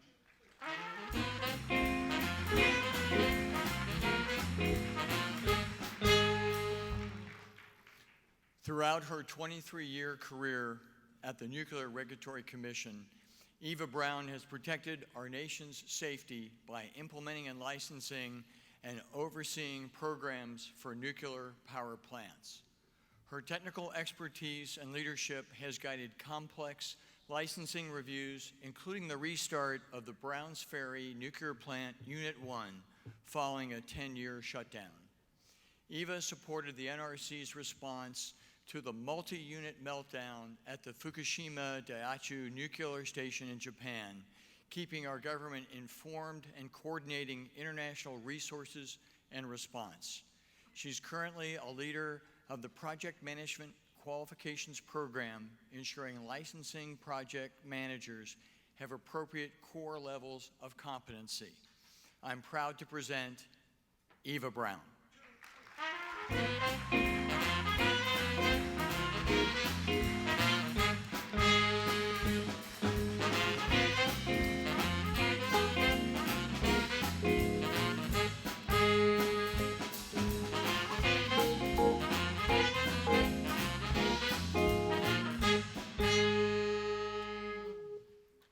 My parents struggled in their careers against few opportunities, but both found their own measures of success through perseverance and hard work. In my life, some have told me I've been successful because of equal opportunity. You're black and female. Well, let me tell you something. That may have got me in the door, but my mother made me understand that being black wasn't a curse, and it was okay to be different, including liking Star Trek and Star Wars.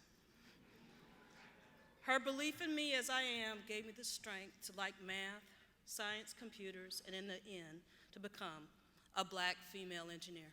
Thank you.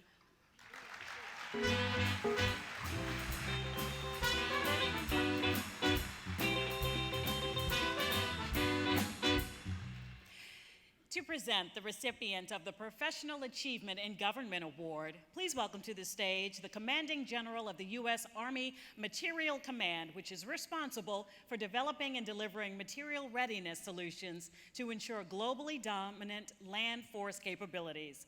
Welcome, please, General Gus Perna.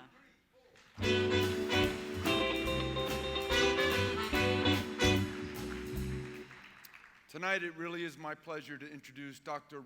Everett Roper, one of our brightest engineers in the United States Army. He came to Huntsville, Alabama from Brooklyn, New York. Everett earned his bachelor's degree in electronic engineering, master's degrees in both computer science and engineering management, and his doctorate in systems engineering, all from the University of Alabama, Huntsville. And when he had his spare time, he earned a third master's degree in business administration along the way. Everett's stellar education, creativity, hard work, and leadership have enabled him to become the principal engineer at the Joint Attack Munitions Systems Project Office at Redstone Arsenal, where he is responsible for the management of the U.S. Army's most important missile launchers. Ladies and gentlemen, it is my honor to introduce you and say proudly that the Army is very grateful for Dr. Everett Ropert's contributions.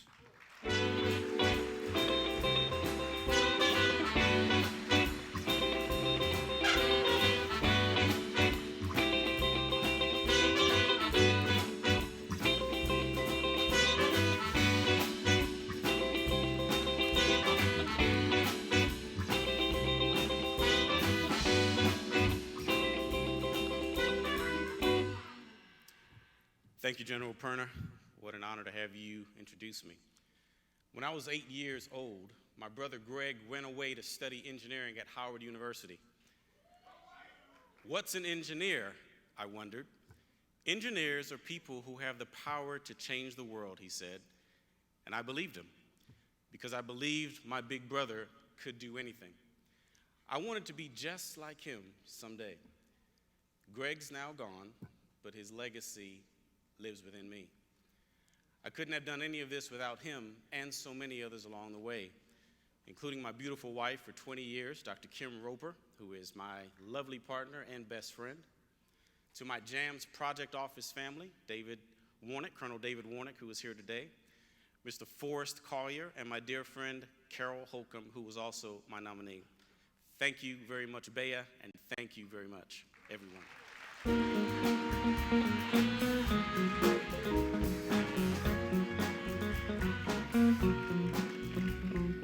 To present the Professional Achievement in Industry Award, please welcome to the stage the Vice President and General Manager of Engineering, Manufacturing, and Sciences for Northrop Grumman Mission Systems, who is responsible for providing sector-wide integrated technical support from product design and development through production and delivery, including full product life cycle support.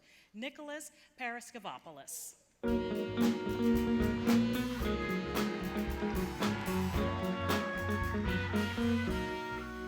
Good evening. For as long as Karan Duncan can remember, he has always had a curiosity and love for the sciences. Karan graduated with an electrical engineering degree in 2001 and came to work for Northrop Grumman. Today, Karan designs our most extremely complex airborne power systems and is widely recognized as an expert in radar power systems, while at the same time still leading our efforts in model-based engineering. Karan has never forgotten what it was like to be a high school student with dreams. He also supports high school students who are interested in learning about STEM. I am extremely proud to present to all of you Karan Duncan.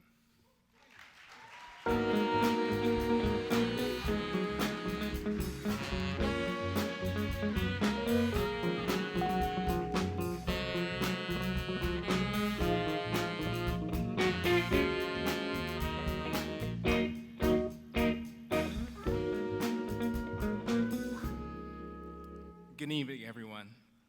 Thank you to Nicholas, Northrop Grumman, and Morgan State University for bringing me here. I was born in Trinidad and Tobago, and in 1989, my parents, you just heard it back there, moved to Baltimore, Maryland. I was always inspired by science and technology and dreamed about tinkering in a lab, creating some crazy invention on a dark, stormy night, just like any good science fiction movie. Even though I grew up in a tough part of Baltimore City with no scientists or engineers to look up to, I kept hold of that dream. Because of my awesome parents and my fantastic, beautiful, amazing wife. She's over there. And keeping that drive that allowed me to continue to create and innovate. Today, I am living the dream, and I love it, and I love my passion for engineering. Thank you.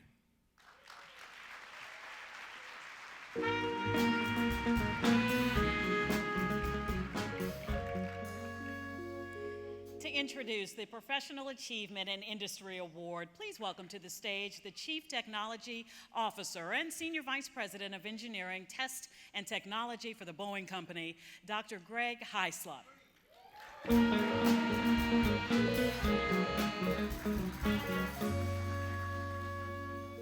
Good evening. Tonight I'm pleased to introduce Tony Matoyer. Tony is the Director of Operations for Boeing Research and Technology, which is our centralized advanced R&D organization. Tony plays an integral role in ensuring that we deliver the innovative solutions that our customers rely on and that we maximize the return on our R&D investments. Tony's many accomplishments include reducing capital asset acquisition costs, achieving 10% budget underruns, and securing funds to help us establish 3 new research centers in Brazil, Asia, and Australia. Boeing is proud to present Tony Matoyer.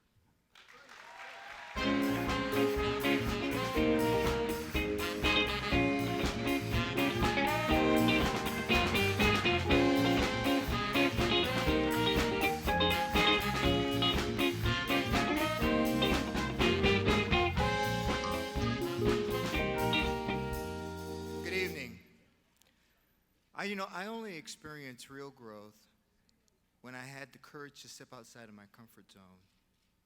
I'm grateful to those who encourage me to see things from new perspectives, explore the new options, and then had the ability to support me along the way. I'm sure many of the people don't realize the comments or conversations they had with me that influenced me and gave me the guidance to step outside of my comfort zone and guided me to my steps here tonight. I hope we never lose sight of the impact that we have on others and continue to invest our time, talents, and resources to help others step outside of their comfort zone and realize their success and realize the hopes and dreams that they have. Lastly, I'd like to thank my loving wife, Anina, for the years of love and support that she's provided, my parents for all the hard work that they had to help me get through my education and the things that I've done, the mentors that I've had over the years, and last, all of my Boeing fellow teammates for all the support that you give me throughout the years and every day at the Boeing Company. Thank you again.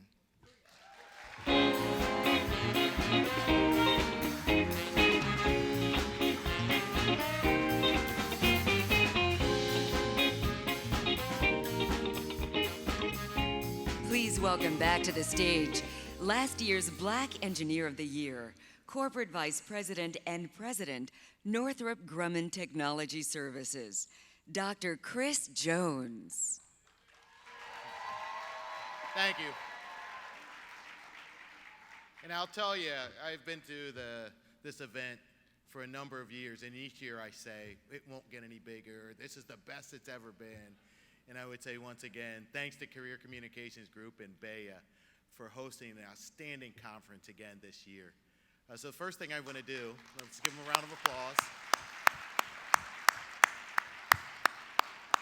I also want to say congratulations to all the winners that have been recognized over the last few days, those of Thursday, Friday, this morning, and those today.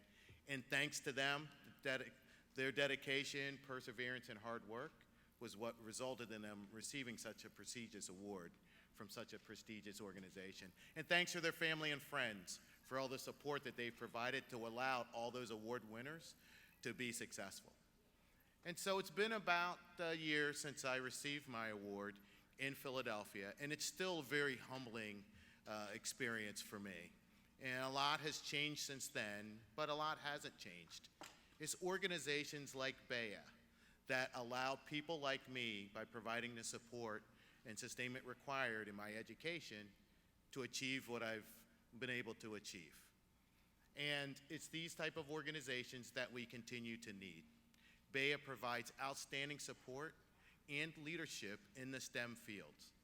And that's required now to keep our nation strong and competitive, protect us and provide security, and enable us to move forward and include a broader range of citizens in the achievements of our country. And BEYA provides exposure and, again, support for these individuals. And that's essential because I think we would all agree that what we need now are more STEM people, more STEM students, more STEM professionals in everything that we do. There's a lot of challenges facing us in the world today, but also a lot of opportunities. And for all you students out there, this is a great time to be an engineer, a great time to be a scientist, a great time to be a technical professional. This is your time. And I remember mentioning about people sitting in the back and moving forward. And again, now is your time. As we've seen today, some people have already moved up on the stage and won awards. And again, I would encourage each of you, as you do that, to pull people forward. There is no one I can think of that exemplifies the leadership characteristics, continued focus on STEM, leading people in science, technology, and engineering, and providing lifelong support both to the STEM field in this country. No one exemplifies that more than Dr. Eugene Deloche.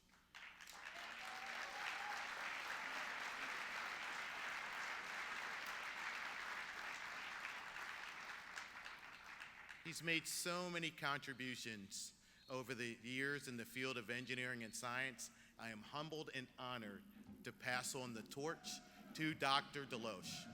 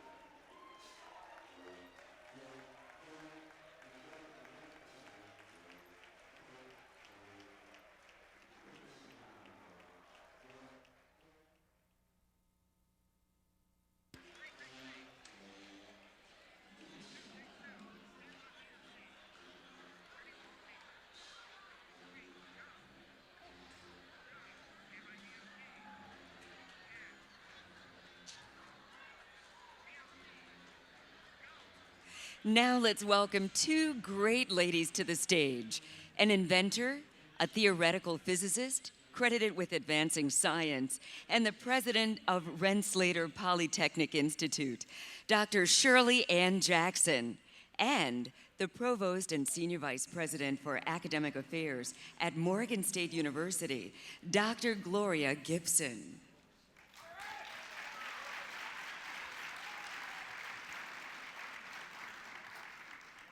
Good evening. Albert Einstein once said, "Try not to become a man of success, but rather try to become a man of value." No man has brought more value to his family, to his students, to his colleagues, and to the field of engineering than Dr. Eugene M. Deloach.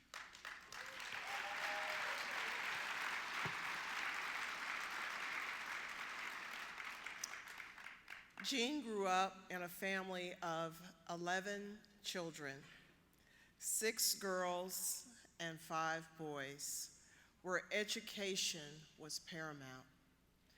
8 of them graduated college.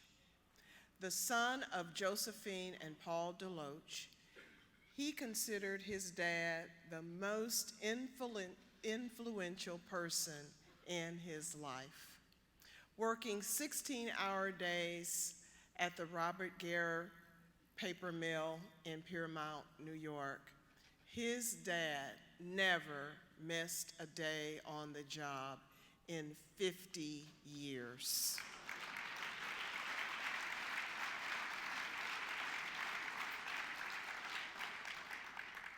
Yet, he made the time to teach his kids to fish on the Hudson River. Now, Josephine DeLoach contributed to his values as well. A woman who always presented herself eloquently and with great deportment. She helped to shape his sense of self-possession, style, and respect for others. It was one of Jean's teachers who inspired him to become an engineer, although at first he was not interested because he thought that engineers only drove trains. As a child, he sang in his church choir. He even joined the church choir while studying at Lafayette College. The choir director wrote a wonderful letter to his mother describing how inspirational and uplifting it was to hear him sing "Come Ye Disconsolate," one of his favorite songs, and I must say one of mine.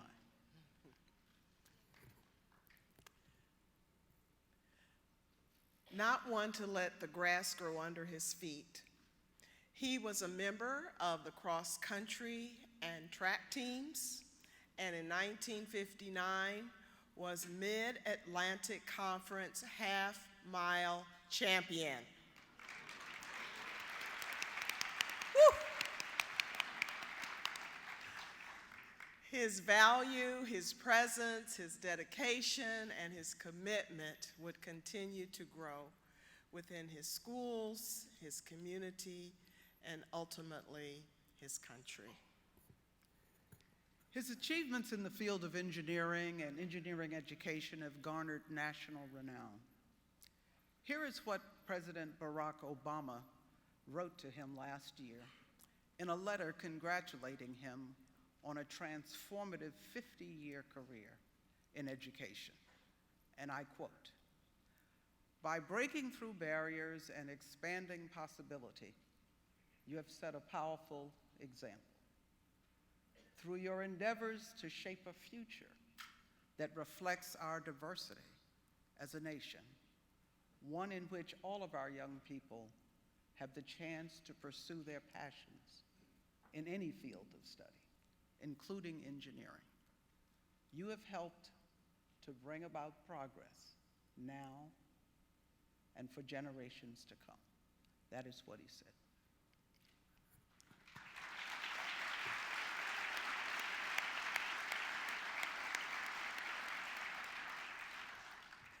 So, what do we see in Dr.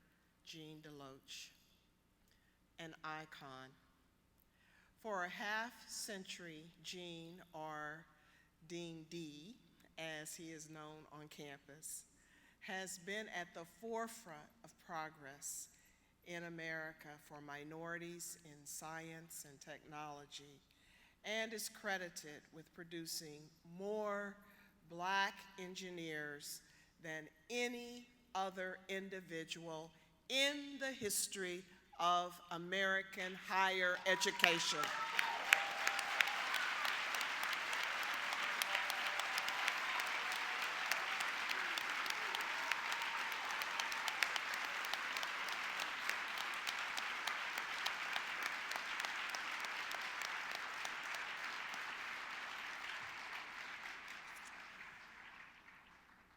When he first arrived at Morgan State, Dean DeLoach had to deal with a widely held perception that there were simply not many black students who were prepared to successfully pursue a rigorous engineering program.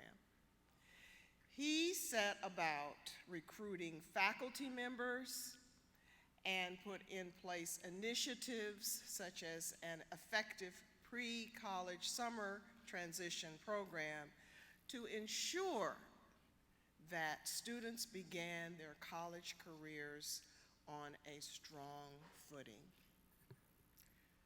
As founding dean of the Clarence M. Mitchell Jr. School of Engineering at Morgan State University, he would put the school on the map for its excellence in preparing undergraduates and graduate students for STEM careers.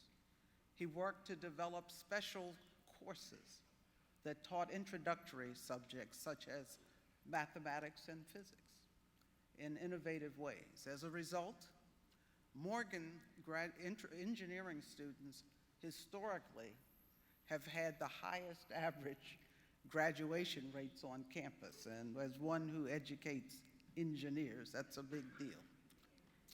Before coming to Morgan, as you've probably figured out by now, he spent 24 years at Howard University, chairing the Department of Electrical Engineering for 9 of those years. While Gene is well known as a visionary in engineering education, his contribution to increasing the size of the pool of black men and women holding engineering degrees is probably his greatest legacy. He has overseen the awarding of more engineering degrees to black students than anyone else, a laudable achievement. But most importantly, he demonstrated in Maryland, which produced a minuscule number of black engineers before he arrived, that there was much unrealized potential in the young population, and that with the right strategies, it was feasible to graduate significant numbers of black engineers at all degree levels. Kudos to a national hero.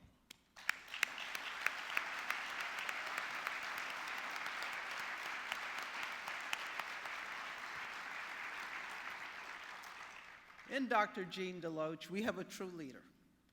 Gene served as the president of the American Society of Engineering Education, and at the time of his election in 2002, was the first African American to hold that position. He chairs the Council of Engineering Deans of the historically black colleges and universities. He was a member and past secretary of the board of directors of the Maryland Technology Development Corporation.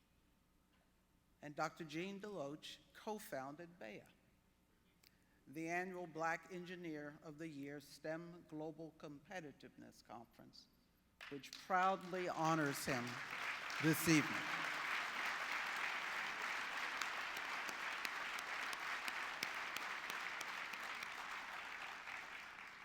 His mission is to expose as many young people of color as possible to the opportunities in the STEM fields, and he has inspired them one student at a time. So I ask again, what do we see in Dr. Gene Deloach? A Renaissance man. Gene still plays trombone that he first picked up in high school. He also plays the ukulele with his older granddaughter strumming "You Are My Sunshine." He spends his weekends at Captain's Cove Eastern Shore in Greenbackville, Virginia, near Wallops Island on Lake Ernie, indulging in his favorite pastimes, bird and nature watching, taking pictures of nature and wildlife, and working on 1,500-piece puzzles. As well, Gene frequently can be found humming as well and singing. His favorite artist is Mahalia Jackson, and he can often be heard singing her standards, "How Great Thou Art," "Go Tell It on the Mountain," and "When the Saints Go Marching In," which his daughter Sheila remembers him singing and playing on the organ in their home. Sheila tells us that her father is very special, and that in him she sees love-guided strength and the overwhelming number of sacrifices he has made, and she honors and respects him for it. She appreciates their family tradition of taking walks together every New Year's Day and then breaking bread together around the table, her dad sharing words of wisdom as they look ahead to the future. When Sheila was asked what is the most valuable lesson she has learned from him, she tells us it is always to value who you are. We simply cannot talk about Dr. Jean LaLoach without the word value in all its forms, arising again and again. As Dr. DeLoach always says, "Come on, girl, what are you waiting for? Get out there and do it. Time is a-passing." Ladies and gentlemen, please join us in welcoming to the stage the 2017 Black Engineer of the Year, Dr. Eugene M. DeLoach.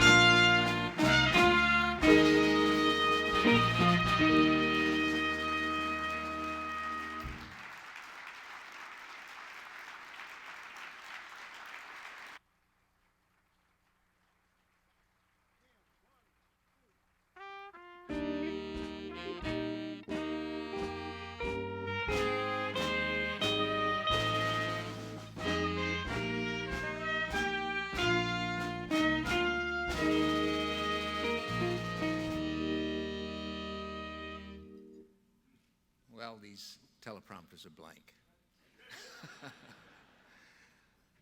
I want to, first of all, there's just so many people that I need to say thank you to. But the tribute that was paid here today, I've got some people who, I guess, sort of putter around in my house somehow. If the intelligence agencies of this country needs anybody, I think I can find the support for them.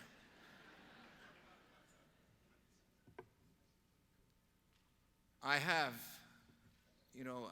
was born in this little town on the Hudson River called Piermont, New York. And I guess since my father was born in North Carolina and my mother in Virginia, there are a couple of events that I look back on that had me born in the house that we lived in and still stands a little bit, needs some repairs, on the corner of Tate Avenue and Elm Street, on the side of the hill, because Piermont has a terrain that is on the river. There's a pier that juts out into it, and then when you get back to land, then you start climbing, and you go straight up. And so that's Pier Mount. My father found that place, I think because of a couple of issues. One of them was the 1929 occurrence in our country, where we had the Depression. And while he was a family, from a family of 17 children, they needed that many to do the farming that they were doing. But when the Depression hit, the first to go were those families that had land and were people of color. And so he and his brothers and sisters had to set out to find a way to make it, as my grandfather let him know that there wasn't much more he could do with them there. And so they started to spread, but they didn't spread out. In those days, they went in teams, in packs. And my father found his way, along with his brothers, over to the Tidewater area, hoping to find some employment at the naval shipyards. And things were tough there. And so they set on, they heard about this paper mill in New York State, and off they went to the paper mill. That's the part they told you.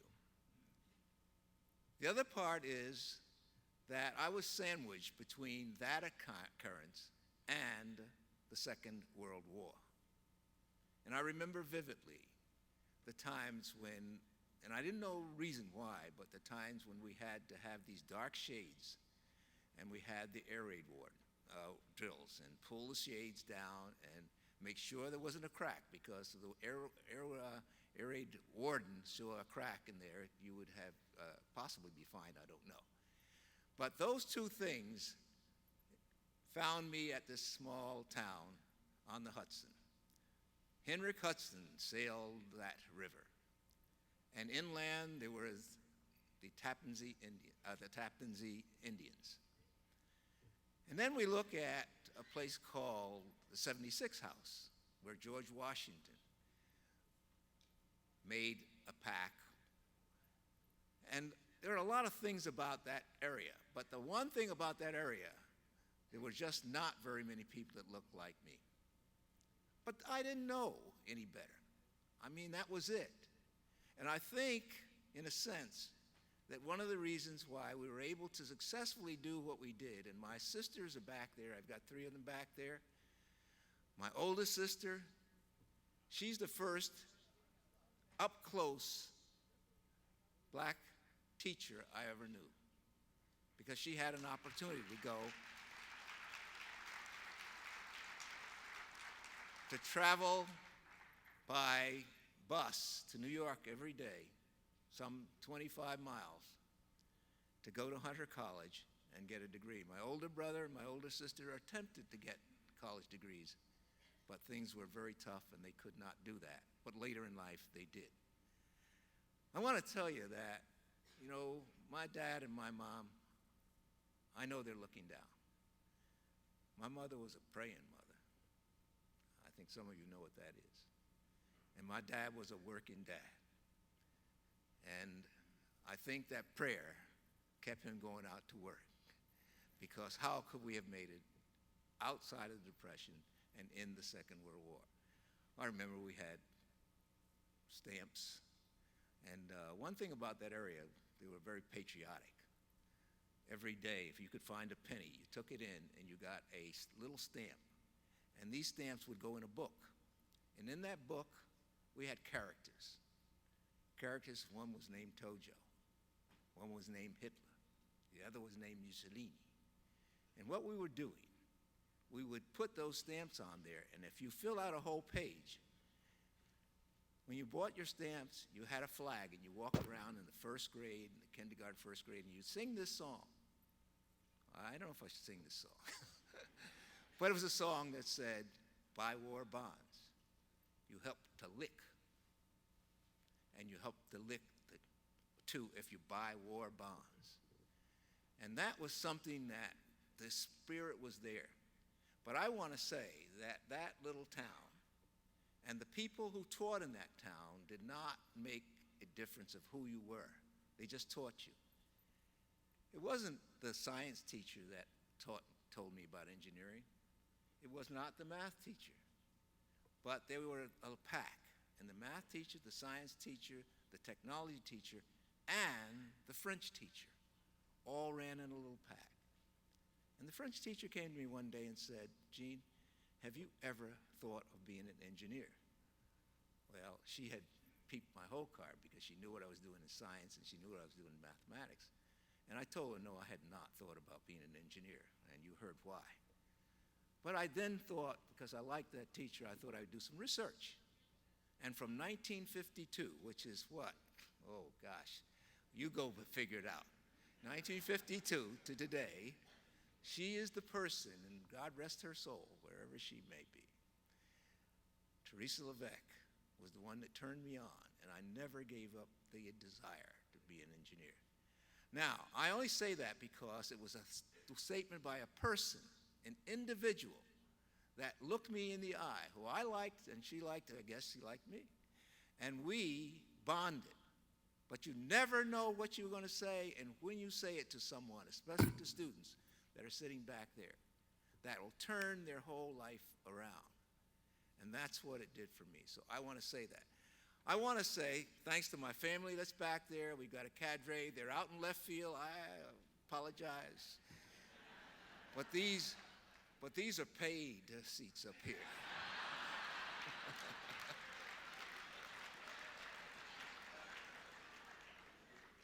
And let me tell you, I've come to know that one of the best corporate executives I know of is a team, Tyrone Taborn and Gene Hamilton.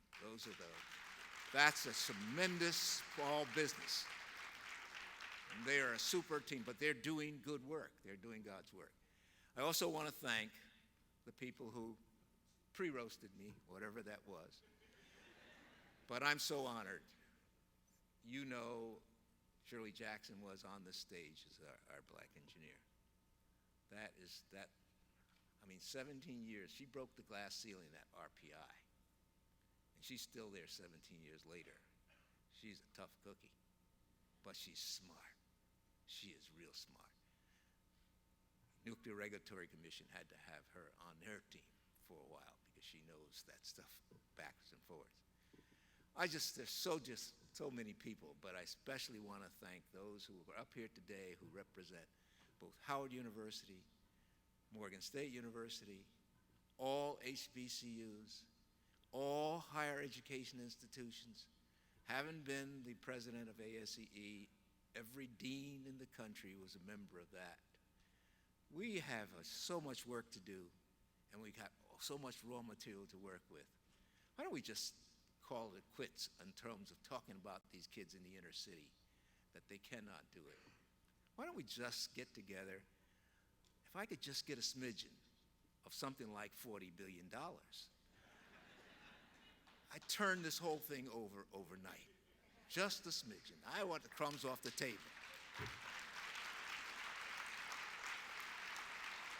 And we will build bridges. We will build bridges. I want to thank all of you, and I want to thank the guy I'm following, because Chris has had a tremendous year. We've seen him at a number of places. He's been motivating young people, Chris Jones, and the 29 people who preceded him. I'm going to let the cat out of the bag, Tyrone. I'm not supposed to be up here. This is our thing that we developed for other people to be up here. But somehow or another, the selection committee pulled a fast one. And I told them it wasn't going to happen. They said, too late. It's already happened. So I want to thank you. I want to thank all of you who have been there steadfast with us over these number of years, especially those who were there from year one. Maryland, you know who they are. And on through to 31 and looking higher. I don't know how else to say it, but you are making one heck of a difference. And I'll tell you, with the demographic shifts going on, and with our nation that we all so dearly love, we've just got to turn the page and do it. That's what Nike says, and Tyrone is an advocate for that. When we said we ought to do something like this, Tyrone says, no, we don't ought to do something. Let's just do it. Thank you so much, all of you, for all that you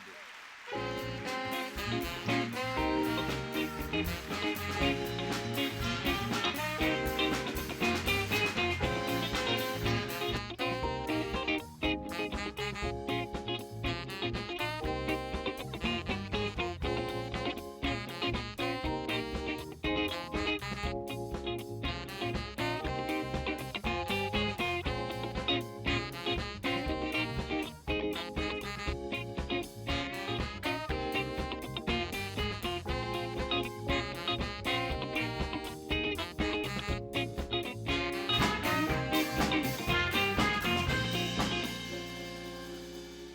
have another round of applause for Dr. Deloach.